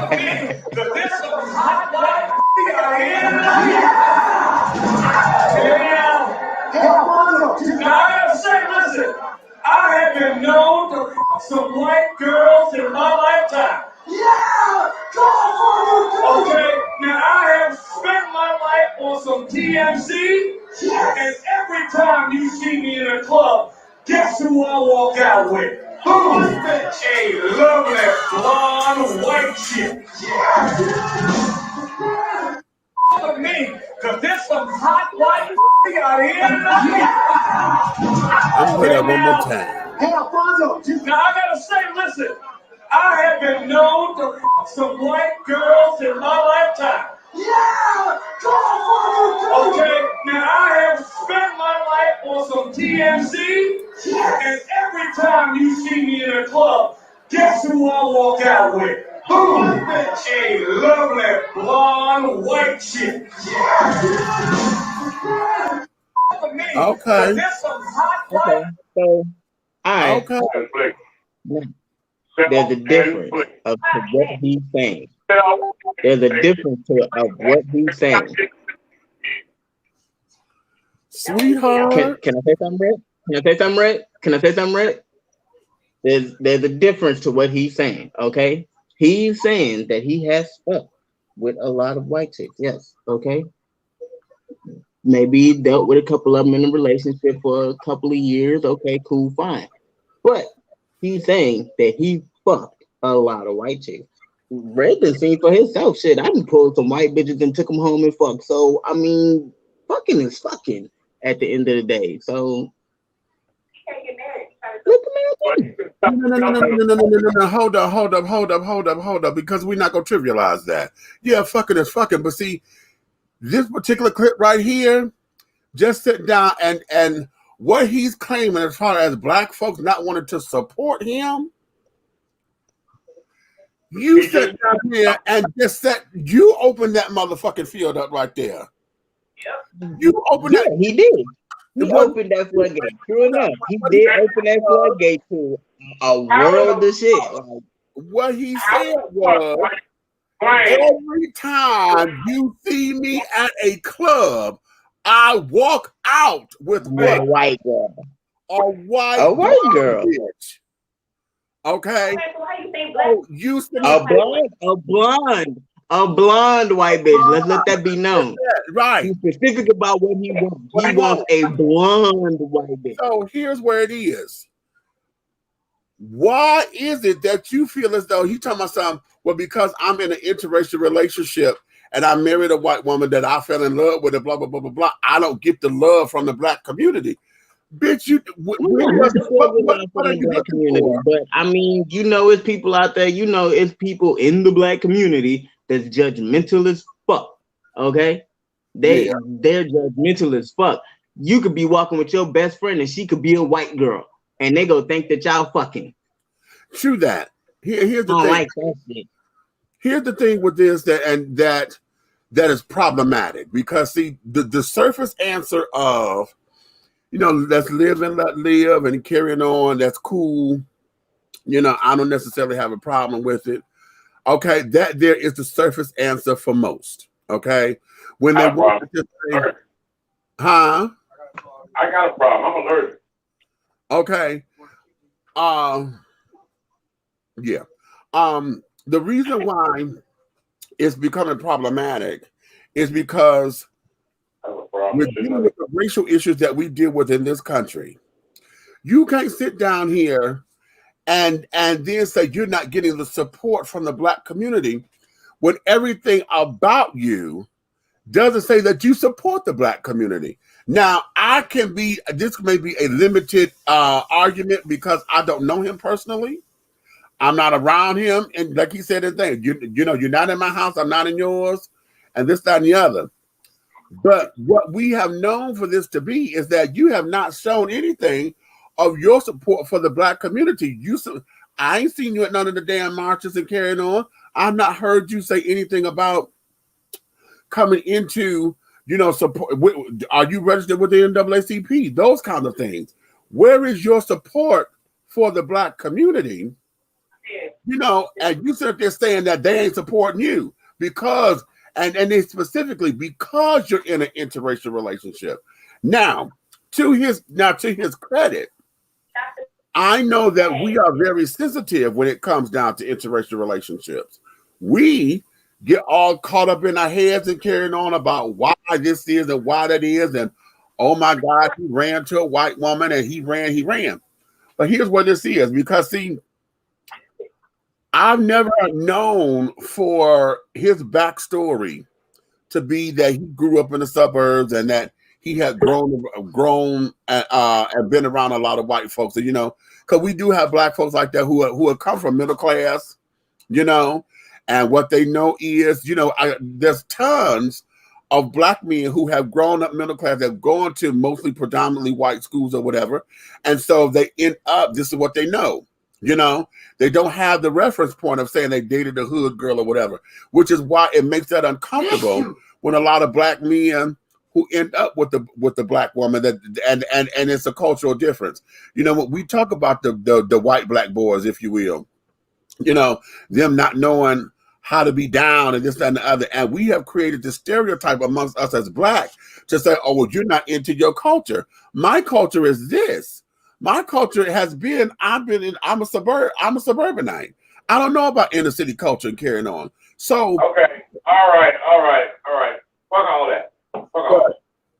Okay, because this shit right here is bullshit. What the fuck role can you name off the top of your head that he ever played that motherfucker supported, represented, or motherfucker even apprehended a motherfucker Afro-American? Interesting. Come on, bro. Even as the tap dance kid, when he was on Broadway doing the tap dance kid, you know. But okay, now here's where this is. Is that conditioning? Because that's what I was asking. That's what I was asking about his type of success. Because is it the fact that his type of success, he has been in the universal type roles, you know, to where it could have gone to a black or white or whatever, you know, person. He's been in these kind of roles, and then, you know, you heard here, he's always getting typecast as Carlton Banks. Okay, even now, and to see him now, everybody still want him to do the damn dance or whatever. He said, I have not done that in 20 years, you know. But because of that character, what? He has Brian Gumble disease. Oh, you said Brian Gumble. Wait a minute. I'm going to go to the comments on that one. I'm going to go to the comments. I'm going to go. I agree with you on that one, sir. I agree with you on that one. The comments. Hey, Red, you want a piece? No.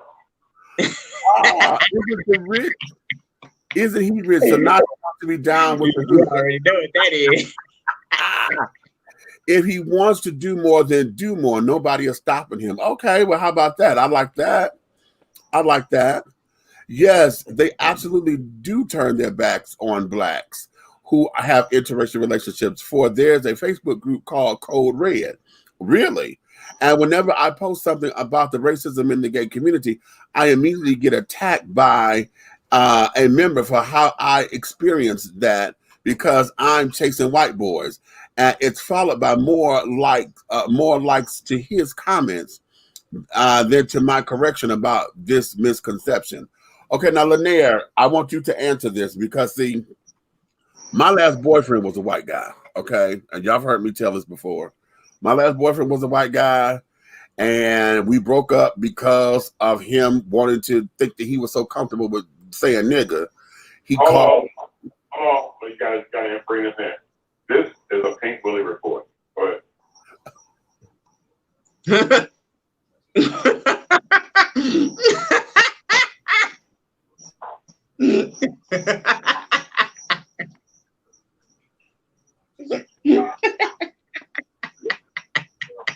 I can't stand your ass.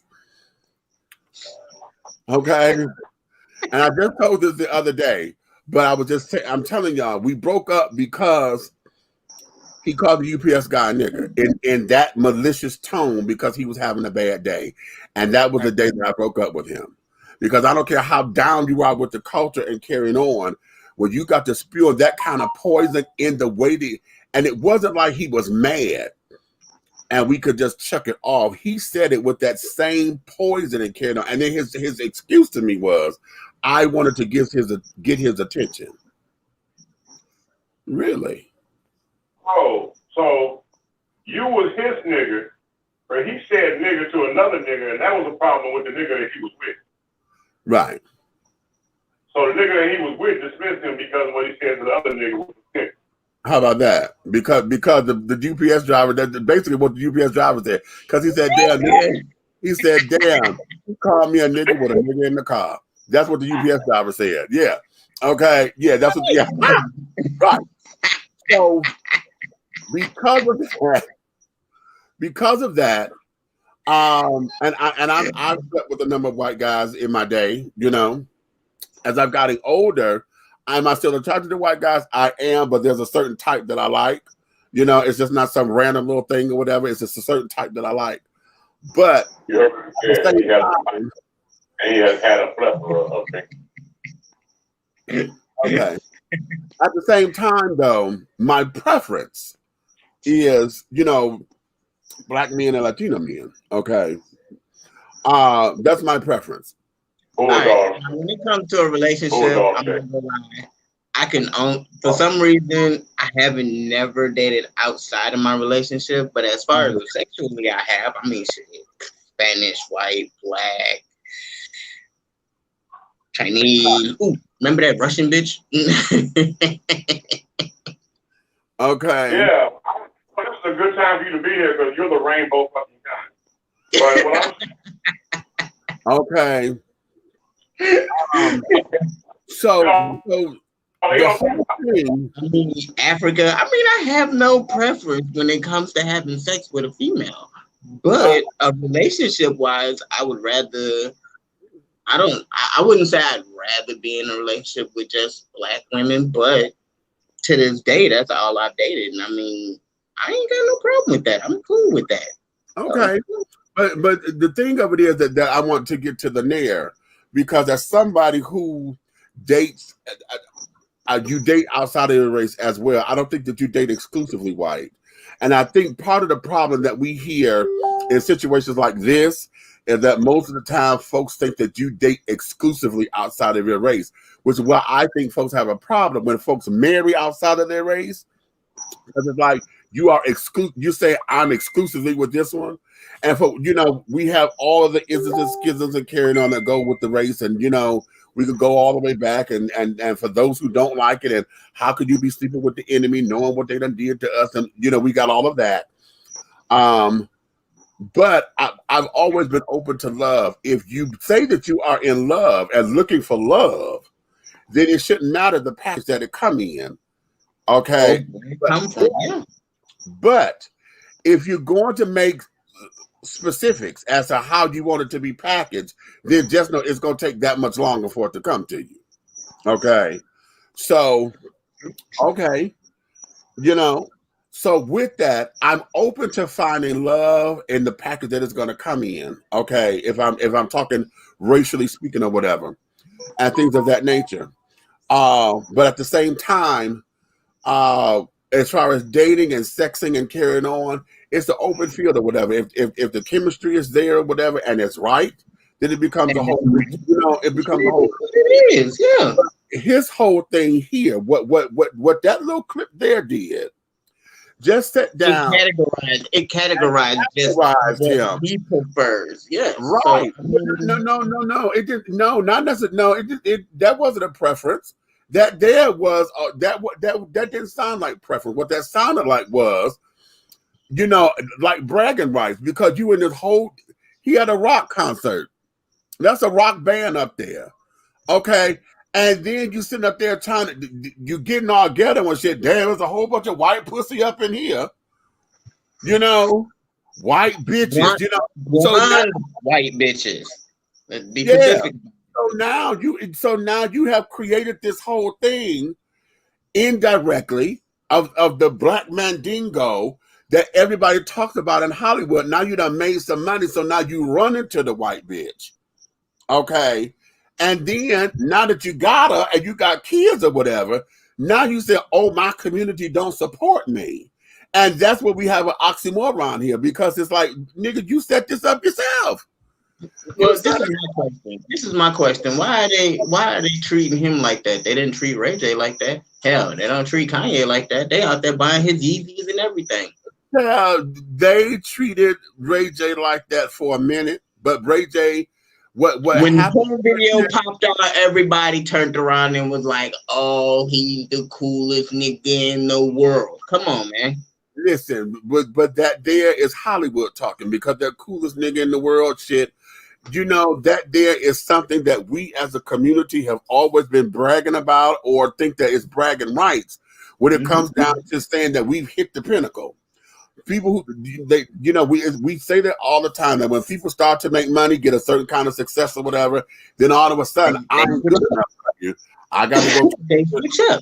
Yeah, you know, they do the switcheroo. And I don't really think, and you know what? I don't really think 100% of it comes from them. I think it comes from the entourage that's around them. You see what I'm saying? Because when we first started and down there on the bottom and shit, all we was fucking with was just our kind.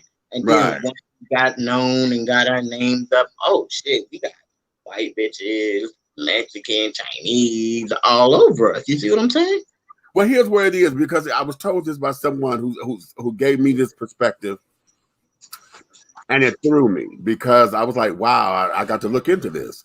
He says, well, oftentimes when Black folks get to a certain level of success, there's not many of us up there. So if you're talking with finances and demographics and carrying on, when they got up to this particular level, what's around them to stay on this particular level, you know, we're not there in the numbers, you know. So what ends up happening? Let's look at football players, with sports players, period, all of them. When they start getting up there, and now you that kind of player to where the kind of money that you make it is now being reported. Oh, so and so that side, this is a multi-million-dollar contract. Well, now you get all the bitches who hang in those particular sets. That's not usually us. That's, you know, those who've been groomed to be in those particular sets to carry it on. They've been tag-alongs and things of that nature. So it becomes, okay, a number of us are not here at these particular levels on that particular journey of success. So the choices are limited, if you will. Okay. At the same time, they're being limited.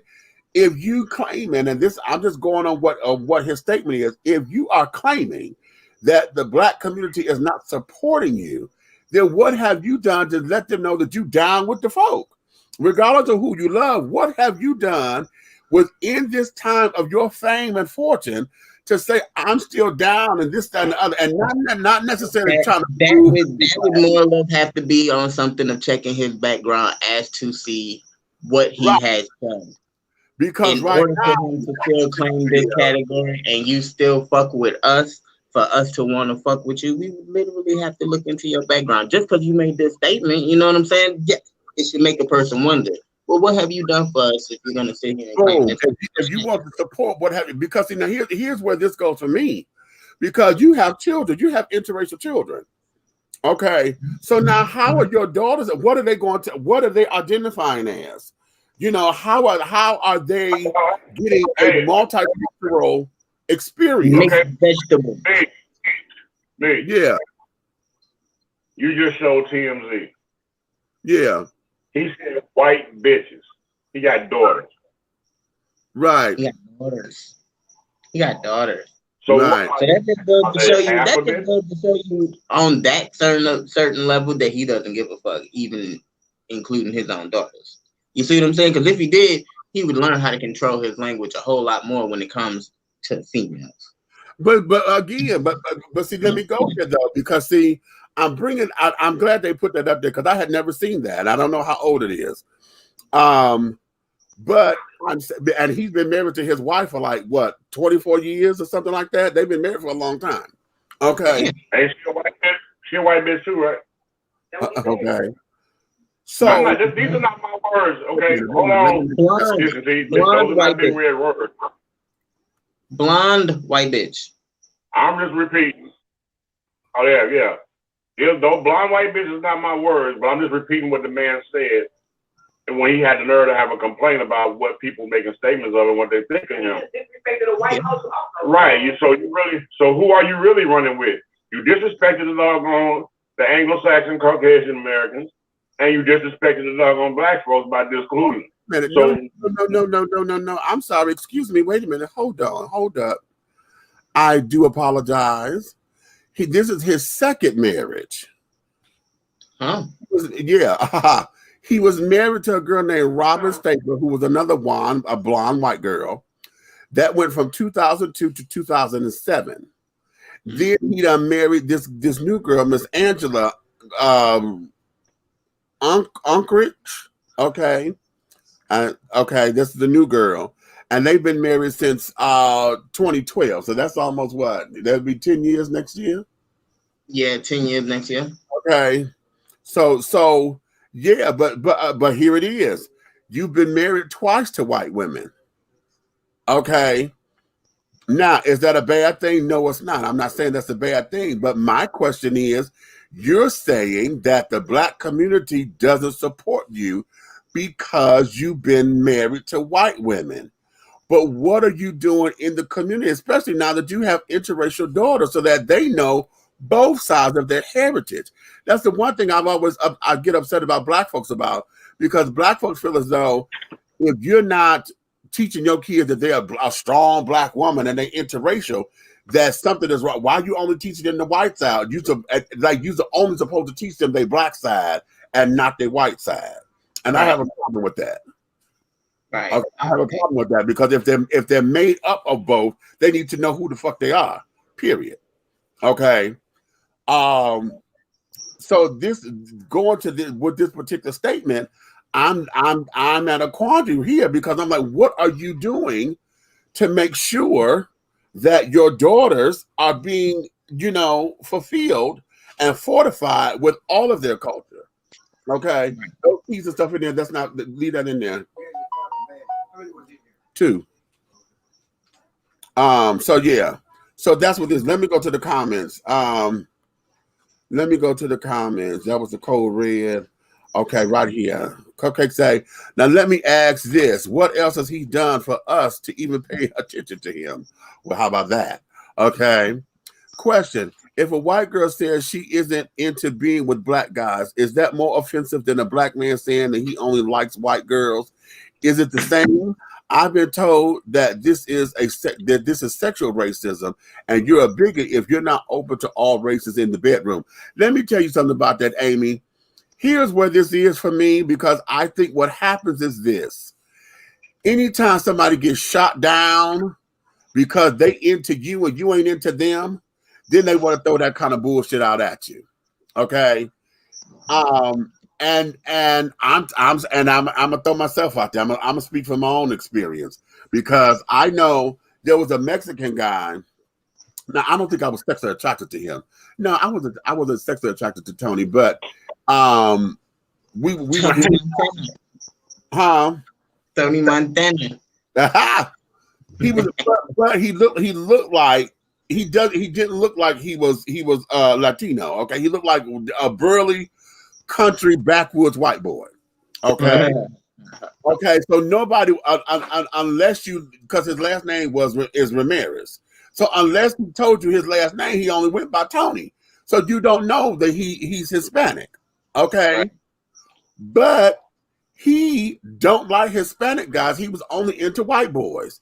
And the way how he said that to me, it kind of threw me back a little bit. I'm like, how the fuck you ain't attracted to your own shit? And it kind of threw me off a little bit. And that was the one amount where, okay, live and let live. I left it that so that it didn't become a thing. But I know in my own experiences, whenever I've come up against somebody, because I'm big, not everybody into big folks. So that was the first thing. I would take it personally. I'd be like, oh, you just ain't into fat boys and this, that, and the other. Why the fuck we got to be on the low end of the totem pole? That was me throwing off a defense because I was hurt that I got rejected. And I think oftentimes most folks end up being rejected. I would rather you tell me, no, I'm not sexually attracted to black men. Okay. I'm not sexually attracted to black men, and that's fine. So that means that we can hang, because shit, when we go out to the clubs, bitch, then that's one less person I got to compete with. Especially if we're in the same kind of, if we both like big boys and you ain't into black big boys, that means that, I got this side of the room, you work on your side, bitch. Okay. Yeah. And carrying on. So I think that's what happens. So that whole sexual racism shit, as far as the bedroom is concerned, I really believe that a lot of that is defense talking, because folks get upset that you turned them down. Okay. he was probably drunk as a skunk in that clip and forgot all about the next day. His new claims about lack of support. However, you know what they say: a drunk man's words is a sober man's truth. Listen to how he said that. He knew what the fuck he was saying. He said, "I'm all." He woke up. He definitely woke up the next day and was like, "Shit, I was wild with a white bitch in the bed." How about that? He woke up the next day with a white bitch in the bed that he was talking about. Oh, there's a lot of white pussy up in here. A blonde white bitch. A blonde white bitch. Hey, well, you know what? You know what, down. I'm gonna let Brian Gumble Jr. I'm gonna let him have it, because at the end of the day, if we wanted to ask Alfonso anything, we would have to ask him personally.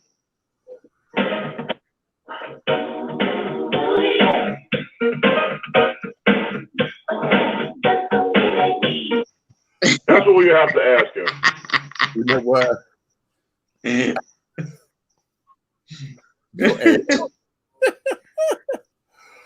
But really, is it problematic to exclusively date within your race?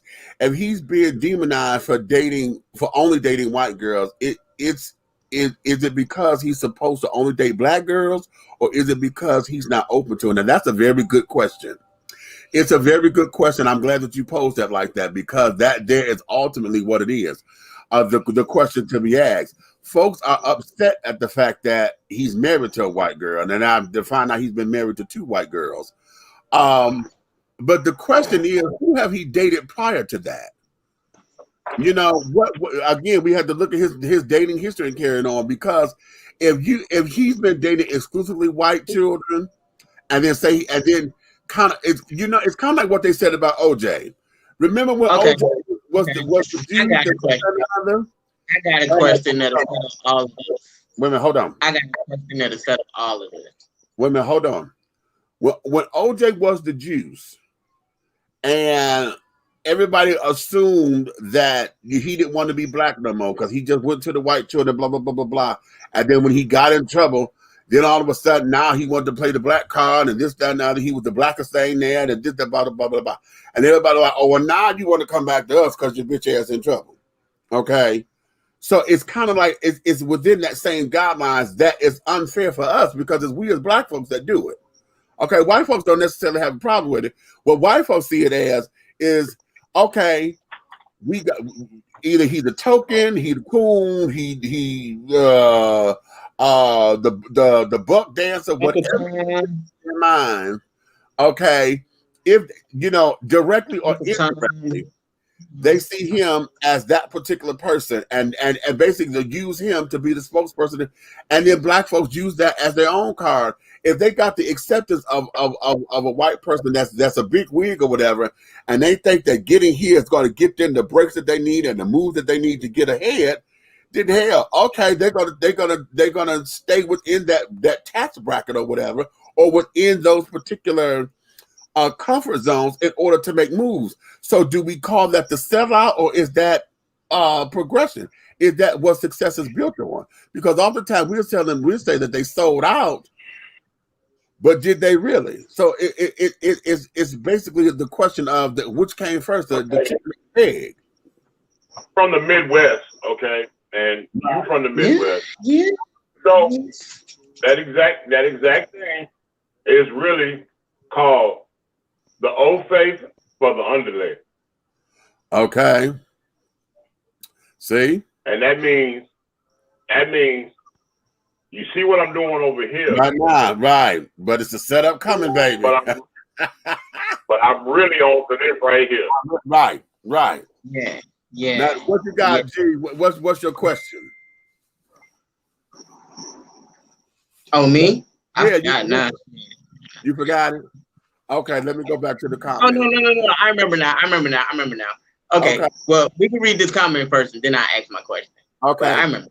My understanding of this argument against black men exclusively saying white women is that it's problematic because it paints black women in a negative light, where they live for far too long. Making white women more desirable than black women is what the supremacist system has done for ages. So for black men to fall victim to that rhetoric is tragic. Where, though, is it just okay to have preferences without it being a line drawn in the proverbial racial sand? Again, very good, because that there is a lot of us who came to be rainbow coalitionists like myself and carrying on. Listen, like you heard me say before, if I'm looking for love, honey, I'm looking for love. I'm not trying to necessarily put it in a specific package or tell the omniverse or the universe or God or the cosmos or whatever. I'm not trying to give you specifics on how it should come, because see, and it's okay if you do, because if you do, then that means it's going to take that much longer for it to get there, because you want it to be this particular list or whatever, and you're overlooking shit that's right there in front of your face. So that there is that. So when we're talking about preferences, y'all know when we had the preference discussion, I always say a lot of people hide their prejudices under the umbrella of preference. Okay, not having known anything, that's just my preference. And I always say this. I use the ice cream analogy like this. If I say I like ice cream, I prefer chocolate, but I like ice cream. Meaning that when you go to your damn cupboard and all you have is you got either cherry bomb or you got French vanilla. If it's ice cream and I eat ice cream, I'm gonna eat it. I prefer chocolate, but I will eat the ice cream. Exclusivity is I only eat chocolate ice cream. I don't care what you got in that freezer, honey. If it ain't chocolate ice cream, I'm not gonna eat it. Okay, that's exclusivity. There's nothing necessarily wrong with that. Okay, nothing necessarily wrong. There's nothing necessarily wrong with saying I have discriminating taste. Ain't that what they tell the cats and turn on in the cat food for the cats with discriminating taste? Okay, there's nothing necessarily wrong with it. It becomes wrong when you start to use it as a fucking weapon. Okay, when you weaponize your exclusivity and then start to treat everybody as if they less than and you on some different fucking platform or whatever, that's when it becomes a problem. Okay, because there's no balance. And here, it sounds as if, I'm not saying that's what he did, but I'm going to say, according to this clip that we just played, it sounds as if this man has set himself up for the criticism that he's getting. So, yeah, go ahead, G. Oh, my question was, what was his prom date? We wanted to know, as far as his dating history, that should help out somewhat, right? Well, and how you have it. Okay. Okay. He can date and marry who he wants. That's not the problem, but he comes out of his mouth with stupid shit. I'm just going to say he was high or drunk off of whatever and don't know how to clean up his bullshit. How? Okay, now he trying to clean. Okay, are we on the damage control? Okay, we on the damage control tour. Okay, it's like that's like the baby in his comment, right? Me, don't do it.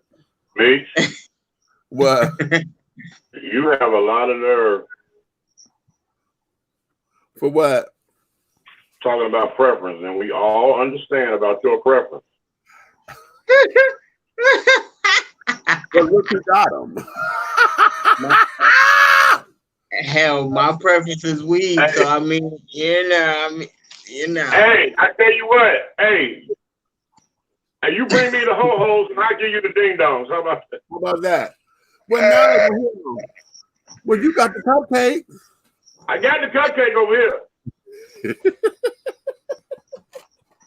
Brandon, you put that non-municipal ass shit up. You put it up. Okay. Hey, I promise you, this should be having your boy lit all day long. You hear me? Yeah. I sit down and my ice cream ain't brown. Okay, right, Michael from Good Times. I remember that. Right. Okay. Okay, because the baby is stupid. Also, with the dumb shit he said out of his mouth. Now, you know what? I done talked about that. Thank you. He's real dumb for that. I'm gonna say it again. I'm gonna say it again. I'm gonna say it again because we were talking about this. This motherfucker here, He done made it into something that it had no place going. No place going. No. No place going. Like, I understand when you in a live show and you hype and you crunk. Okay?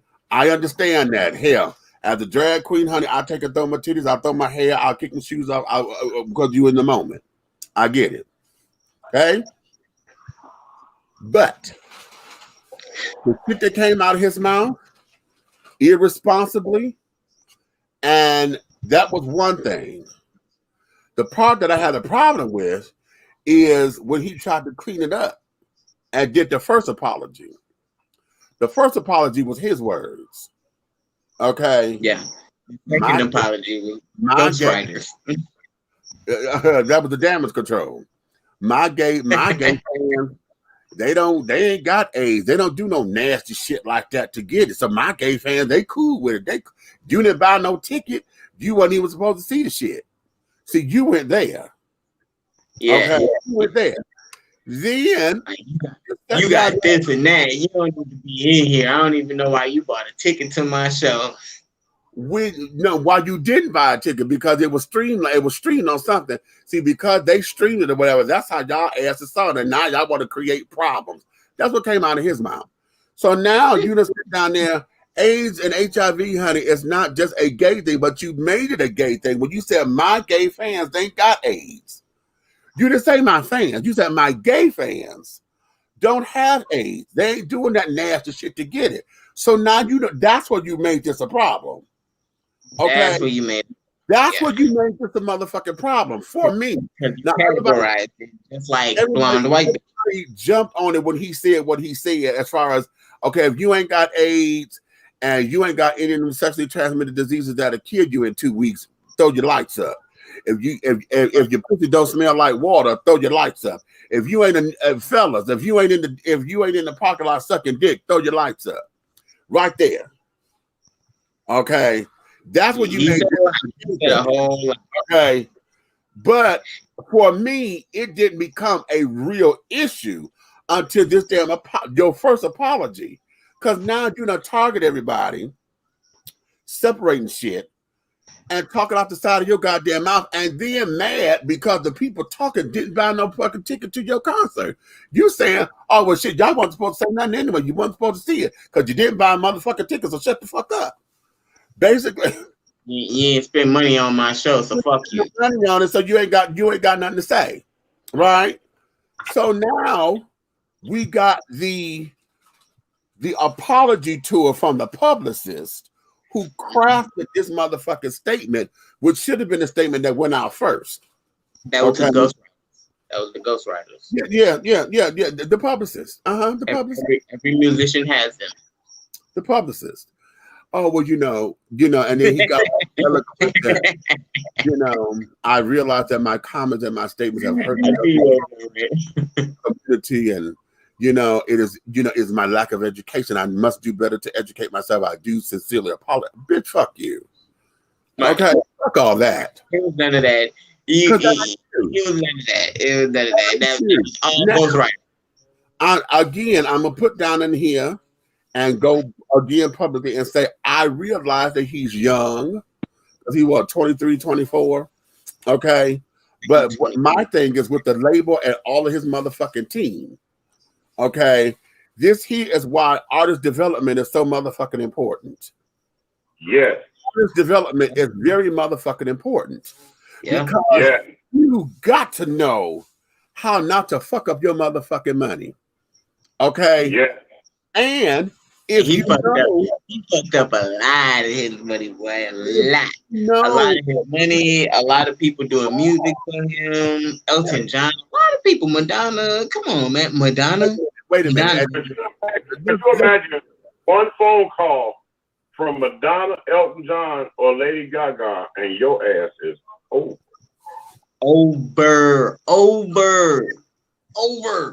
It's rap. They cut 5 of his shows the next fucking day. Fuck your Madonna. Okay, Madonna herself out. I haven't even read her statement, but I heard she cut him a brand new asshole, honey. Put his ass in the meat grinder. Put his ass in the meat grinder. Okay, for her to come out. Now, it doesn't shock me that Elton said something because Elton is always on top of these things. Elton is always on top. But Elton was getting ready to make music with him and said, like, nigga, like, this is Elton John, nigga, like. No. And see, so now this is what artist development is, and this is why the record labels and all of these particular teams, this is why this shit has to have some kind of curtail on it. And then when T.I. got to bumping his motherfucking gums.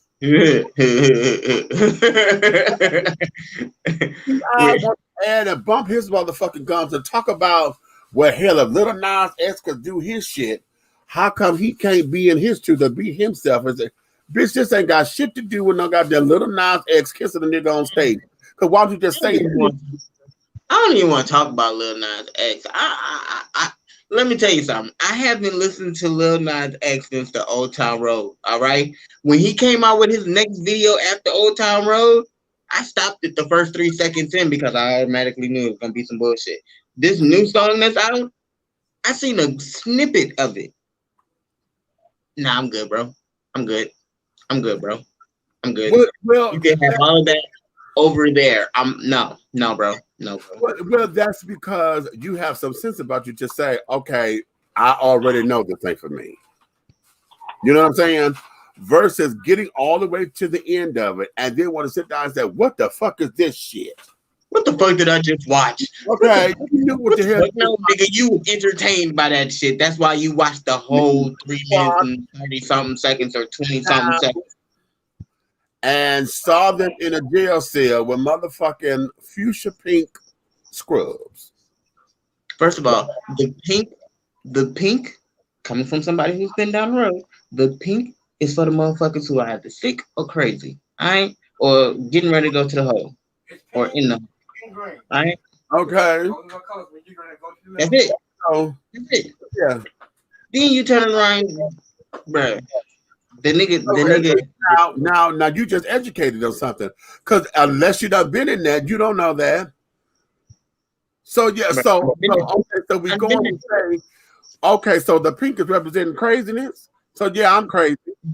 Yeah, so yeah, I'm crazy. Represents crazy. Pink represents getting thrown in the hole. The pink. Here's something that I always say about this video that nobody who always want to bump their gums talk about.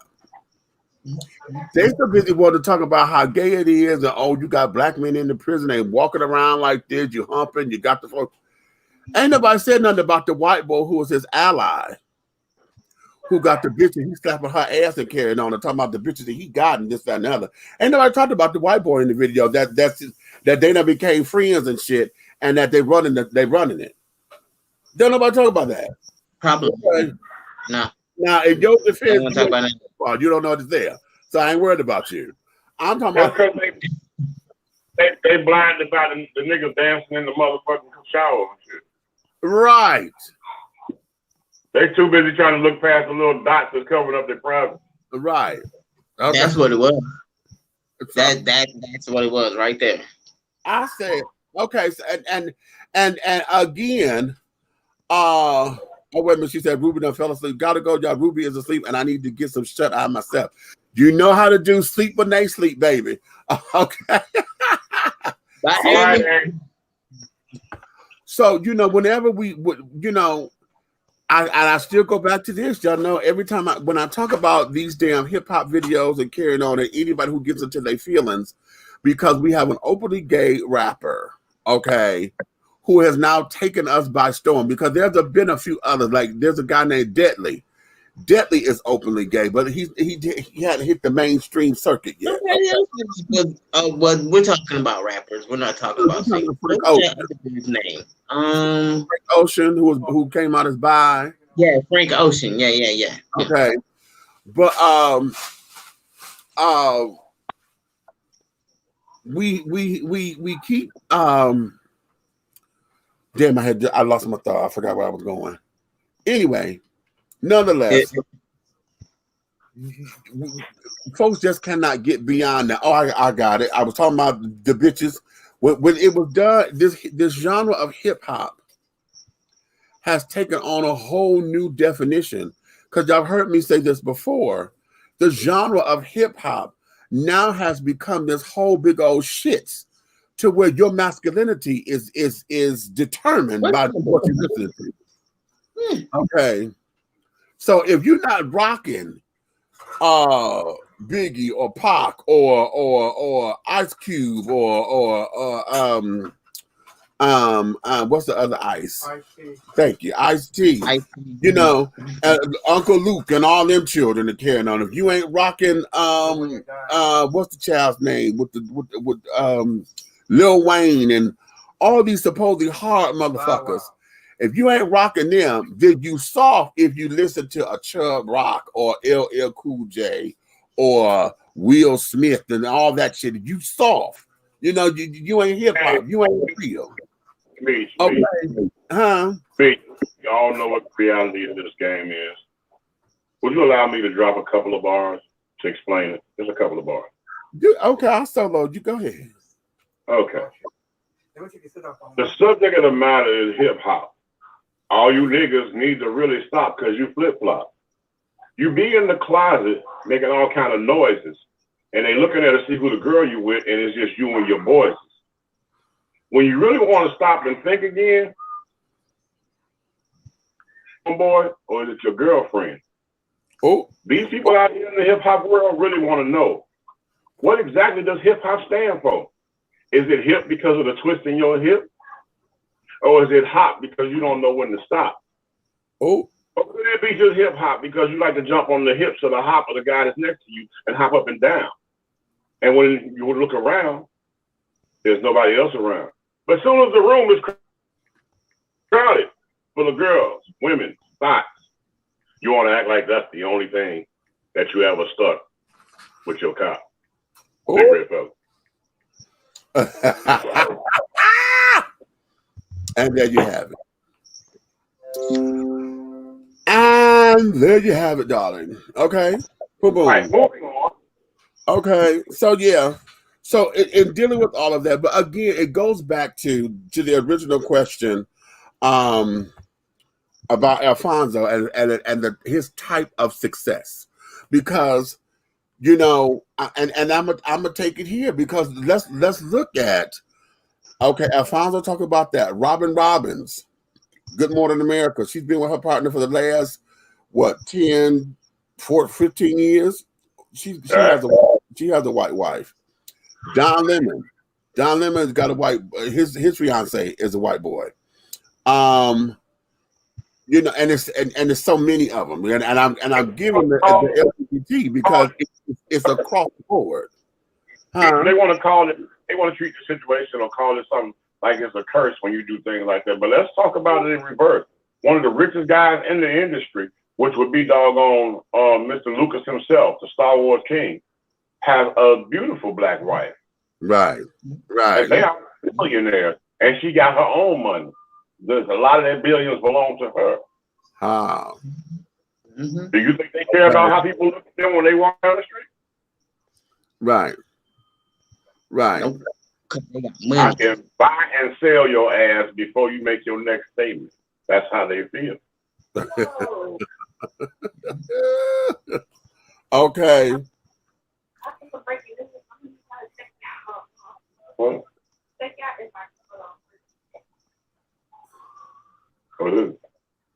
So it becomes, you know, it's an age-old thing, and you know, we got the pundits. You know, I'm gonna go to the people children. You know, the Umar Johnsons who say that, you know, you can't be down for black causes if you're exclusively dating, you know, black people and carrying on. You can't be down for the struggle. And then I always say this about biracial folks. Why is it that we always tell biracial kids that, you know, they better understand that they black? No, I am both. Right. Both. Why is it that we always make it a point to make sure that they know just how black they are? Okay, they are both. Hot news. Check your instant messenger. Hot news. Check your instant messenger. Hot news. Okay, wait a minute. Let me see what's going on. We got hot news straight off the press. Oh shit! Let's get it. Wait a minute. What is this? Wait a minute. Wait a minute. Damn. Wait a minute. Wait a minute. Is this your bus accident? Oh, come on. Come on. This mother was not playing around. Okay, now what done happened? What we got? What we got? I'm trying to figure out what the hell happened, why he took his car down.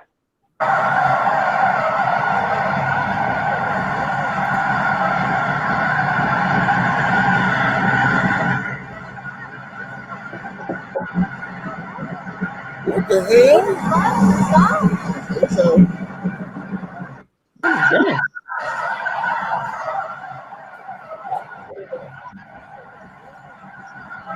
Oh my goodness.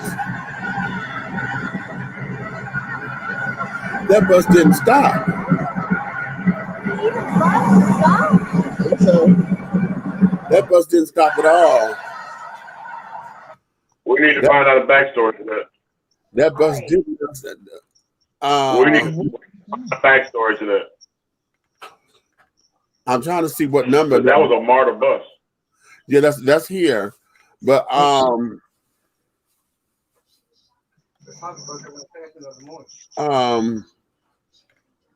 no, this thing here, that bitch didn't stop. She hit a car, but she kept going. And that's what someone will have. That's what someone will have to do. They will get, if While pushing the car. now catch this, regardless if it's their fault or not, if they hit a car and get caught, or the bus come back damaged, they are fired immediately. And I feel it's wrong because I have seen plenty of bus drivers go down. It wasn't their fault, but then the man on Cascade Road, they hit the young girl, and it showed him as they're jumping up on the sidewalk. The kids were hitting the car, and with the baby in the back window, he hit her on the sidewalk, so he lost his job. He had been there 45 years. A lot of that has to be investigated and carried on, and see, like with anybody's job, if there's an accident, what has to happen is you have to immediately leave the scene, and you have to go take a damn breathalyzer and a drug test. Okay, yeah, that's with anything. Anytime they come down with a company vehicle and there's a car accident, you immediately must take a breathalyzer with the police, and you have to leave the scene and go straight to Concentra or somewhere to have a drug test. Okay, well, hold up. You seen the Concentra van? Yeah. Okay, bet you didn't know this. They have contracts with some of the major companies that can afford the service for them to be dispatched to the accident. How about that? Okay. I didn't know that. Yeah, you're right. I didn't know that. I just thought Concentra, those vans are usually going out to pick up samples and shit. Yeah. Yeah, they are at the scene. At the scene. How about that? Ah! Okay. How about that? Okay. Most of us are biracial at the end of the day. Wait a minute. You know what? I know why I didn't, because I wanted to make sure none of the nasty stuff pop up on my thing. Because this is a YouTube clip. Somebody sent me this off of YouTube, but I want to make sure my nasty don't pop up. Okay, because I'm gonna share this with y'all. This nigga in his sausage party. Tragic. Just tragic. Huh? What? So yeah, we're gonna watch something. Right? Okay, all right, wait a minute. Let me tell her she should be over here talking shit too. Okay, wait a minute. Tell her don't beat me up. Tell her don't beat me up. So that you can see what's going on, because we're talking, and I realized I did not share that. I want y'all to see what's happening. Oh. Okay, can y'all see this? Wait a minute. Yeah. Okay, wait. I'll make sure I play it and get the sound. Bring it down. All right. Oh. Did you pick the sound? Oh, no. Okay. I did not click the sound, but I want y'all to hear this again. Give me the sound, shit. There we go.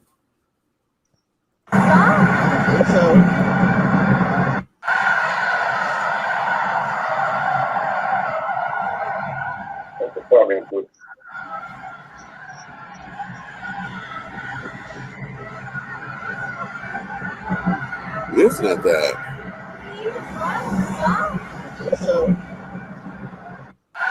That child did not stop at all, honey. He is not stopping.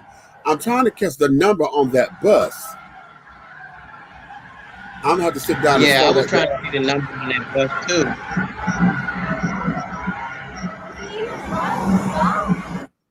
I'm trying to catch the number on that bus. It looks like it's saying 40 something.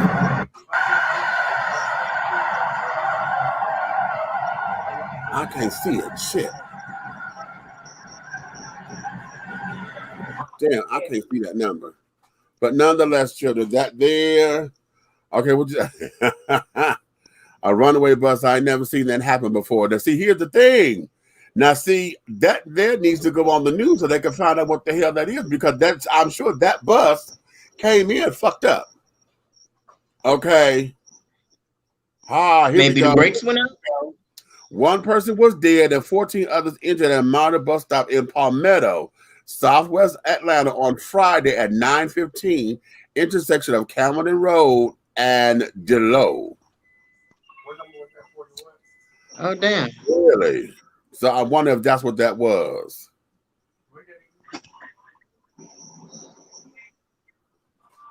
Campbelltown Road. Okay, Campbelltown.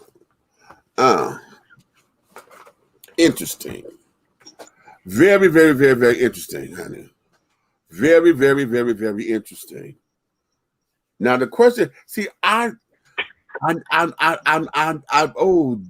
to play investigative reporter on this so bad because I want to know what the hell happened. Because for the driver to have stayed on that bus like that, to push that car like that, what the hell was going on in the car? Were they threatening to shoot, kill, what?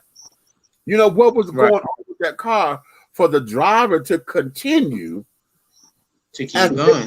He was pushing him out the way, or you know, a hit run to get out. You know, it that looked like it was a defense mechanism of some sort. Well, yeah. What if they pulled up? Was it a victim? Did you see somebody that fucked you over, and because you was on the bus, you decided to careen into him and shit? But what if they pulled up and were going to shoot somebody else and they stopped it? Possibly. They might have been trying to shoot somebody else on the bus. Yeah. Mm-hmm. It might not have been a bus. It might be somebody right out there. You driving your bus and here come a car, speed up, right? You see the window down, they finna shoot somebody at the bus stop or somebody walking down the street. Right. What do you do? Right. That's yeah. I would love to get that particular story, tell. I would got to see if that's going. Hey, TJ, was that on any? Where was the news on that? Did that come on tonight? That story. Because I want that one, honey. Yes, I do. Yes, I do. So, the cheering, honey. The cheering. But that did with that, people. So, you know, our show tonight, honey, listen, for those, Alfonso, baby, I'm sorry. But get your shit together. Get your shit together. Honey, you and your blonde white bitches, get your shit together. Right. You sit up there and then told the children, honey, that you are known for fucking white pussy. And every time I've been on TMZ all of my career, and every time I go into a club, what do I leave with? A blonde white bitch. That's what he said. So now you mad that the black community doesn't support you. Really? Really? Okay. So all right. Blonde white bitch. Either you're going to deal with it or what? Because why did he feel he had to go public with that particular statement? Our problem is this. How does that work in your household, being married to a white woman? Like when you get home, now she just watched TMZ. Right.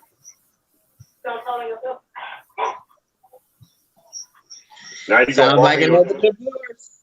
Sounds like another divorce. Hope he signed the prenup this time. That she probably was like, wasn't you at the club 3 times last week? And he said, yeah, baby, why you at? She go, Right. That part. Okay. That you wasn't in the part. You wasn't in the club with me, so what was you in the club with? And which white bitch did you leave with this time? A blonde white bitch. Right, that's important. Because he ain't saying redhead or brunette, honey. He said a blonde white bitch. Okay. Blonde white bitch, or we could be like we said, we could be out of motherfucking pocket. Maybe the fact that maybe that's what she prefer. Well, okay, the polyamorous thing or whatever. That's a good one. He might be at a club and sometimes in a relationship, it's like you bring another bitch home. It's like bringing Waffle House. Or then they can be role playing. They can be the same bitch in different ways. Yeah, that's true. It could be his wife every time, different wig. You know what? That's good. That's good. Wait. A different blonde wig. Right. Role play. Role play. Hey, she got a straight wig tonight. She's gonna have a curly wig on tomorrow. She's gonna have a bob on Wednesday. You know, I mean. Hey, we're trying to help the French vanilla nigga out. So. Okay. Since that video surfaced, do you think Alfonso would lose his job on America's Funniest Video? No. And the reason is because hell, those of us who gonna look at the video, child, they're gonna think it's funny. They're gonna laugh, ha ha ha ha ha. Okay, he's not gonna lose that job. He's not gonna lose that job because he likes fucking with blonde white bitches. Now the thing of it is that they leaked out his cuss words.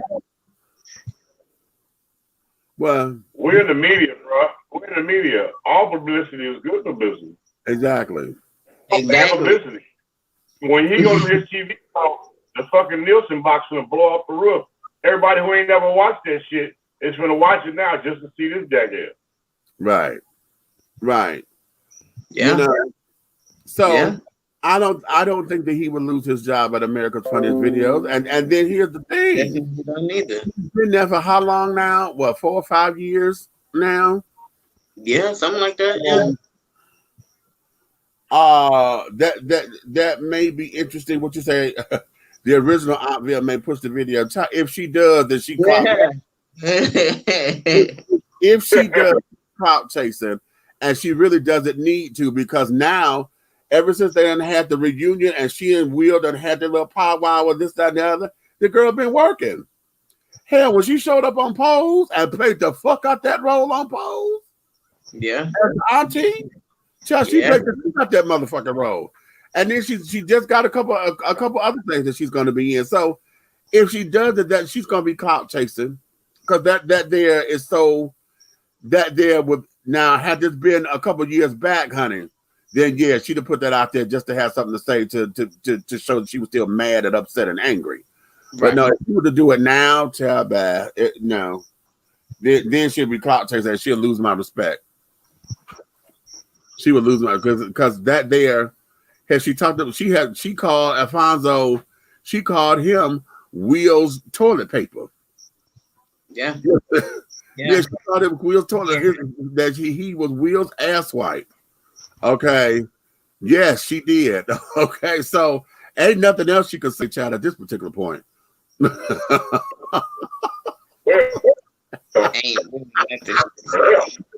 She might come up with something pretty creative. I mean, Hey, GK, she called that nigga angel sauce.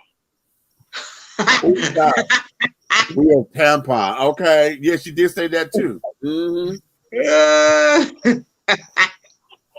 All of you. Because she said he was all up in his ass, honey. You all up in his ass. She really laid into Alfonso. Hey, why he didn't say nothing about that? Okay. Because it don't have nothing to do. Because it don't have nothing to do with blonde white bitches. How about that? No, because she probably was telling the truth, and Will said, "If you say something, I'm a bitch slap you."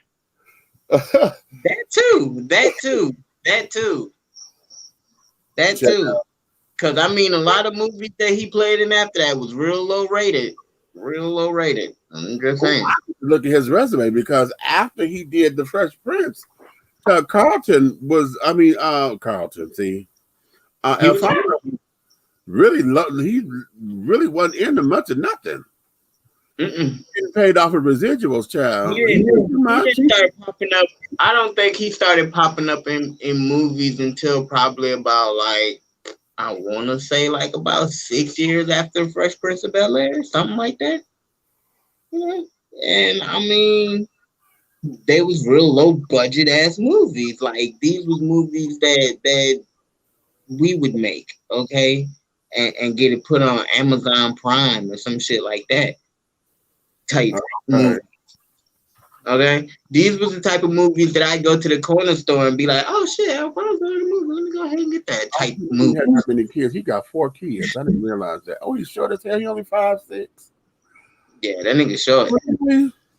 Yeah, that nigga short. Oh, but he ain't no pit bull though. He just short, you know. No, I have a fetish for little pit bull little motherfuckers. Honey, 5'6", 5'5", 5'6", but real, you know, yeah. No, he used to be when he had a little weight on him. When he was Carlton, honey, had the fat ass on him. He was cute. Now, all right, yeah. I liked Hillary Banks.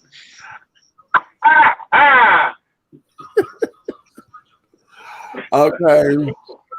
Boy, that thing now. Okay. Well, we're going to see if he find out about this show. We're going to see what he got to say about you talking about this bad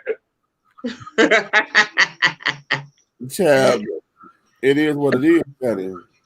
Okay. Well, he was a dancer. He did the tap dance kid, honey. So, yes, child. That was like what, 5-6 years after the Fresh Prince, right? Huh?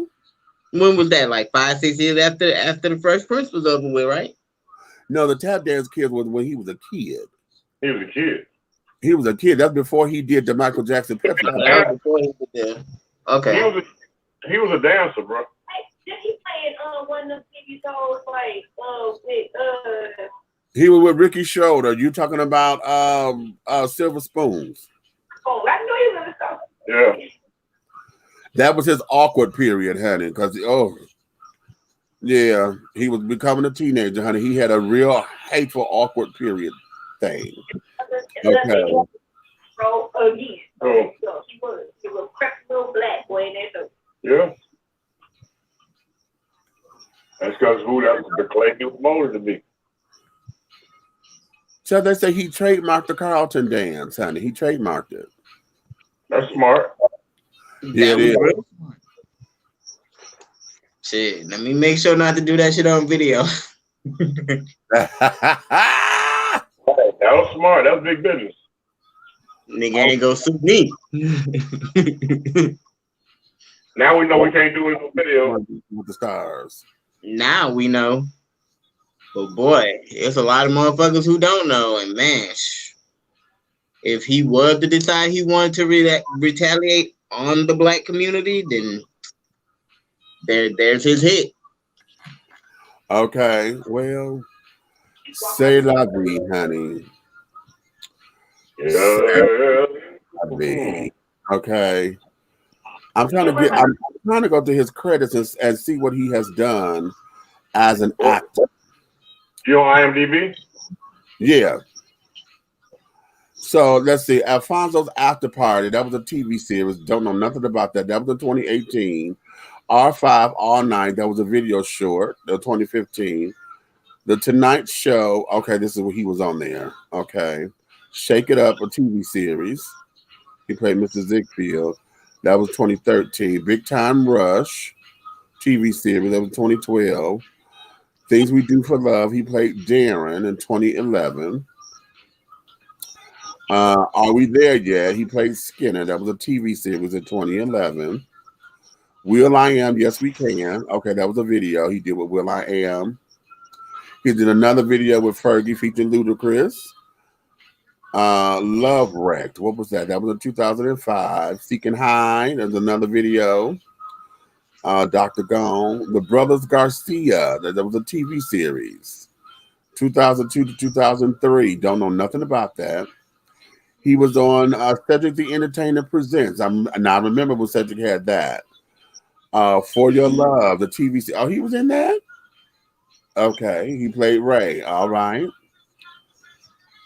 The Rerun Show. What? What the hell is that? It was a TV series back in 2002. He played Dwayne. One on One. He played Lenny in 2002. That's the other one. I forgot about that one. Yeah, he was. It was In the House. That's the other one he was in. After the what? In the House with LL Cool J and Maya Campbell. Okay. I forgot about that one. I have completely forgot about that one. Okay. Yeah, I did too. Yeah. VIP. That he did. Was he in Wild Wild West? I didn't know that. He was in Will Smith's Wild Wild West video. VIP, which is a TV series. Okay, he was in Extreme Ghostbusters. That was a TV series in '97. I don't know nothing about that. Happily Ever After, Fairy Tales for Every Child. He was a voice in one of those. Okay, I don't know that. I don't have that one. King Midas and the Golden Touch. That was the one he was in. He played the voice of Kefra. 1997.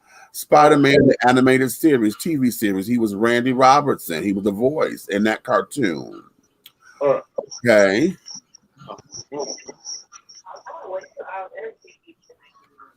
Okay. Well, there we have it, honey. I just wanted to see what was going on with that. He has 17 credits as a director. Oh, get out of here. Word. Okay, well, good. That he got a he directed an episode of The Fresh Prince of Bel-Air. I didn't know that. Okay. He did 4 In the House. Okay. He directed an Eve episode. Okay. Well, cool. Okay. Well, you got a little chops on you, honey. He got a little bit of cred. Okay. Stage is moving in silence. He directed 10 episodes of Meet the Browns. How about that? But that's the way black people trying not to support them. Okay. He directed 10 the Browns. Hey, you heard what Cupcake said? Huh? Cupcake just said you see the stuff that he's doing that black people do support. So why he say not down support them? Interesting. The Nielsen box says different. Okay. Right. Well, see, once we get into it, Hattie, what we say, all we need was just a little bit of something. Okay. Just a little bit of something. So now it just make you wonder, like, damn, what the fuck was you ranting about, bro? Like, wow. And he was feeling it because he's feeling irrelevant. Either he's feeling irrelevant, or the fact that you done set up here trying to do damage control. You done told everybody, look, I fuck white pussy. I don't know if he fuck black pussy. I fuck white pussy. And it's evident you've been married twice to white women. Not that that's a bad thing, but now what? What is it? What is the point in this?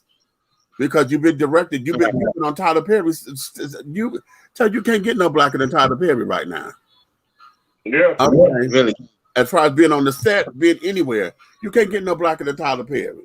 You done did 10 episodes of Meet the Brown. And you tripping? And you tripping. And that's what black people want. Came on every fucking Wednesday night. So how you gonna say that? So be that as it may. But on that note, children, let's let these kids go so that they get back into their Saturday night.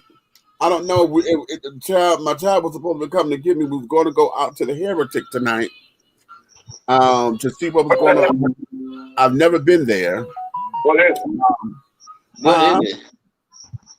It's a bar. It's a gay bar, and it is. We are believing that when the Eagle closed, that the children from the Eagle, which is the leather bar, then went over to the Heretic. Okay. So we're trying to see what I have never been there, so I don't know if I'm gonna like it or not. I know at one point when the jungle had closed, the children who were doing the shows over there had taken the shows over to the Heritage. And I was like, really? Okay, and so they're not there anymore. So I don't know what's going on. I just wanted to go check it out and see what's up. But he hasn't called me, and that there is that. So I'm about to sit down here and let you guys go head on. Okay, there she going. We're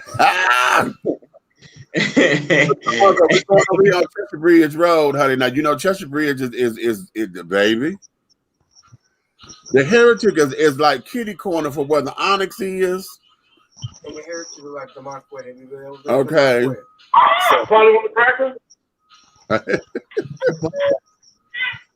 So be that as it may. So on that particular note, everybody, thank you guys for your love and your support.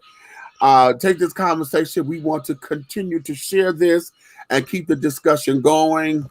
Again, I'm going to advocate you guys go get you guys some throat coat tea.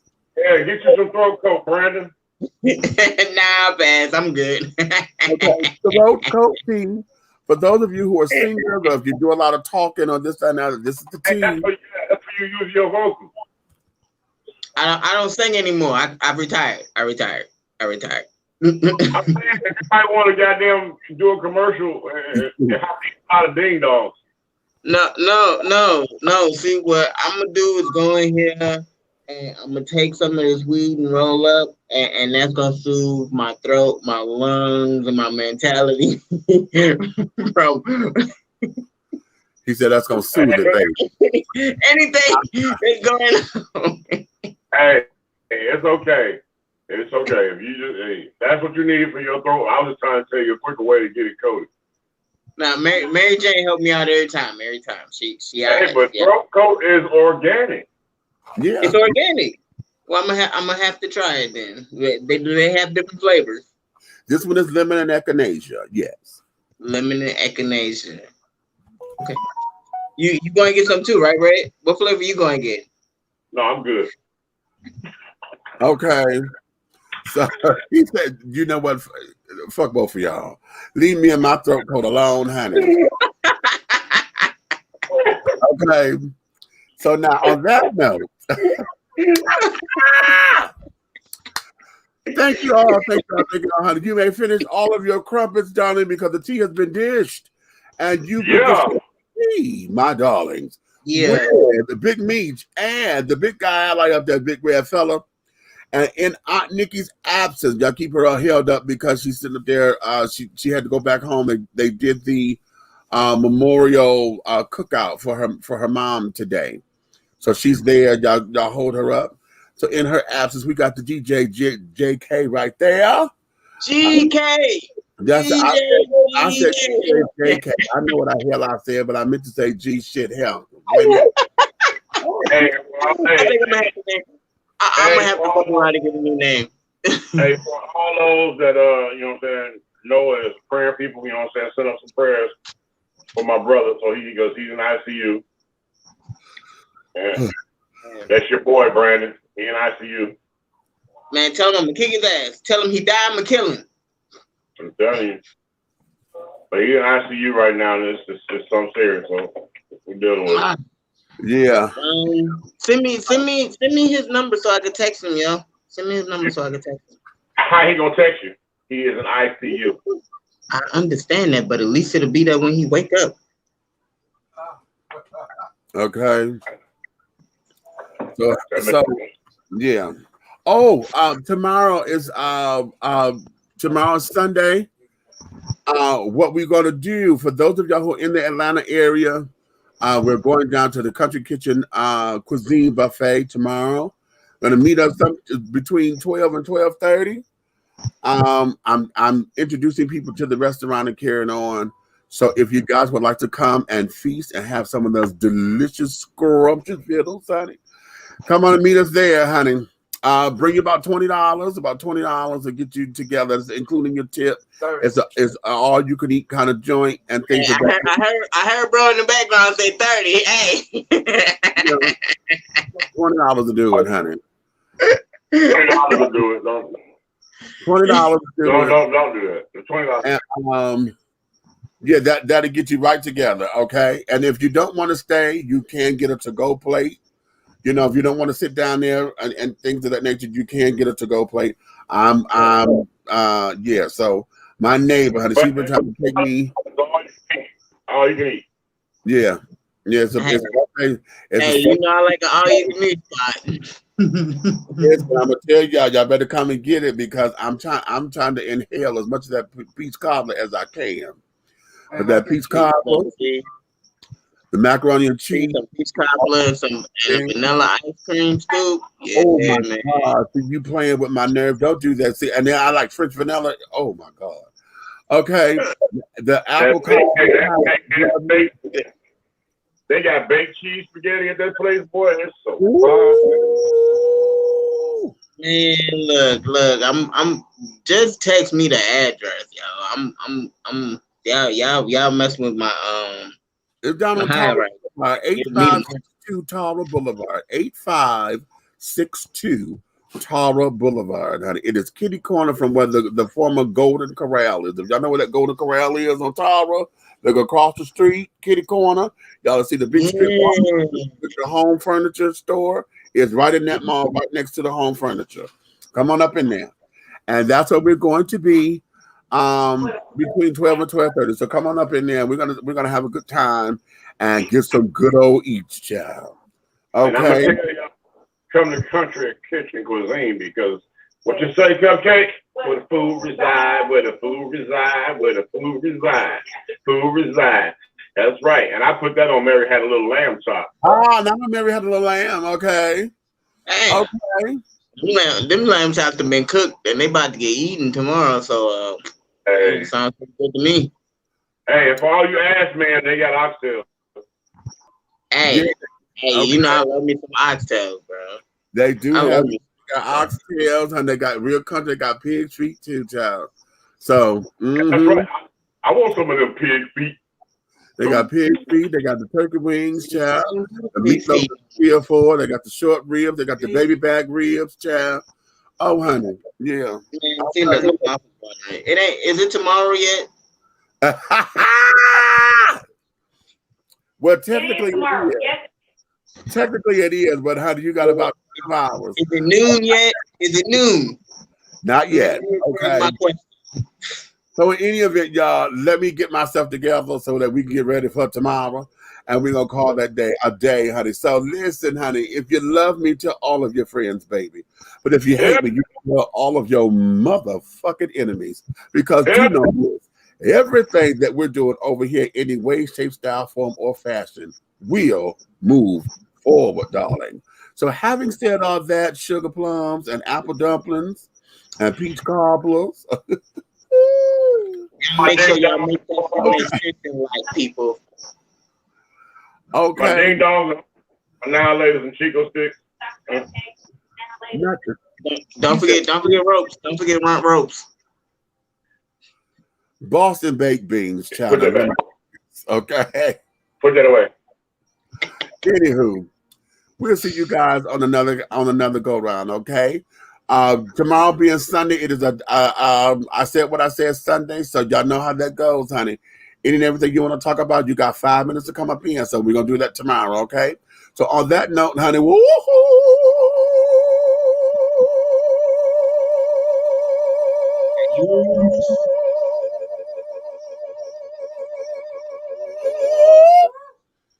and see.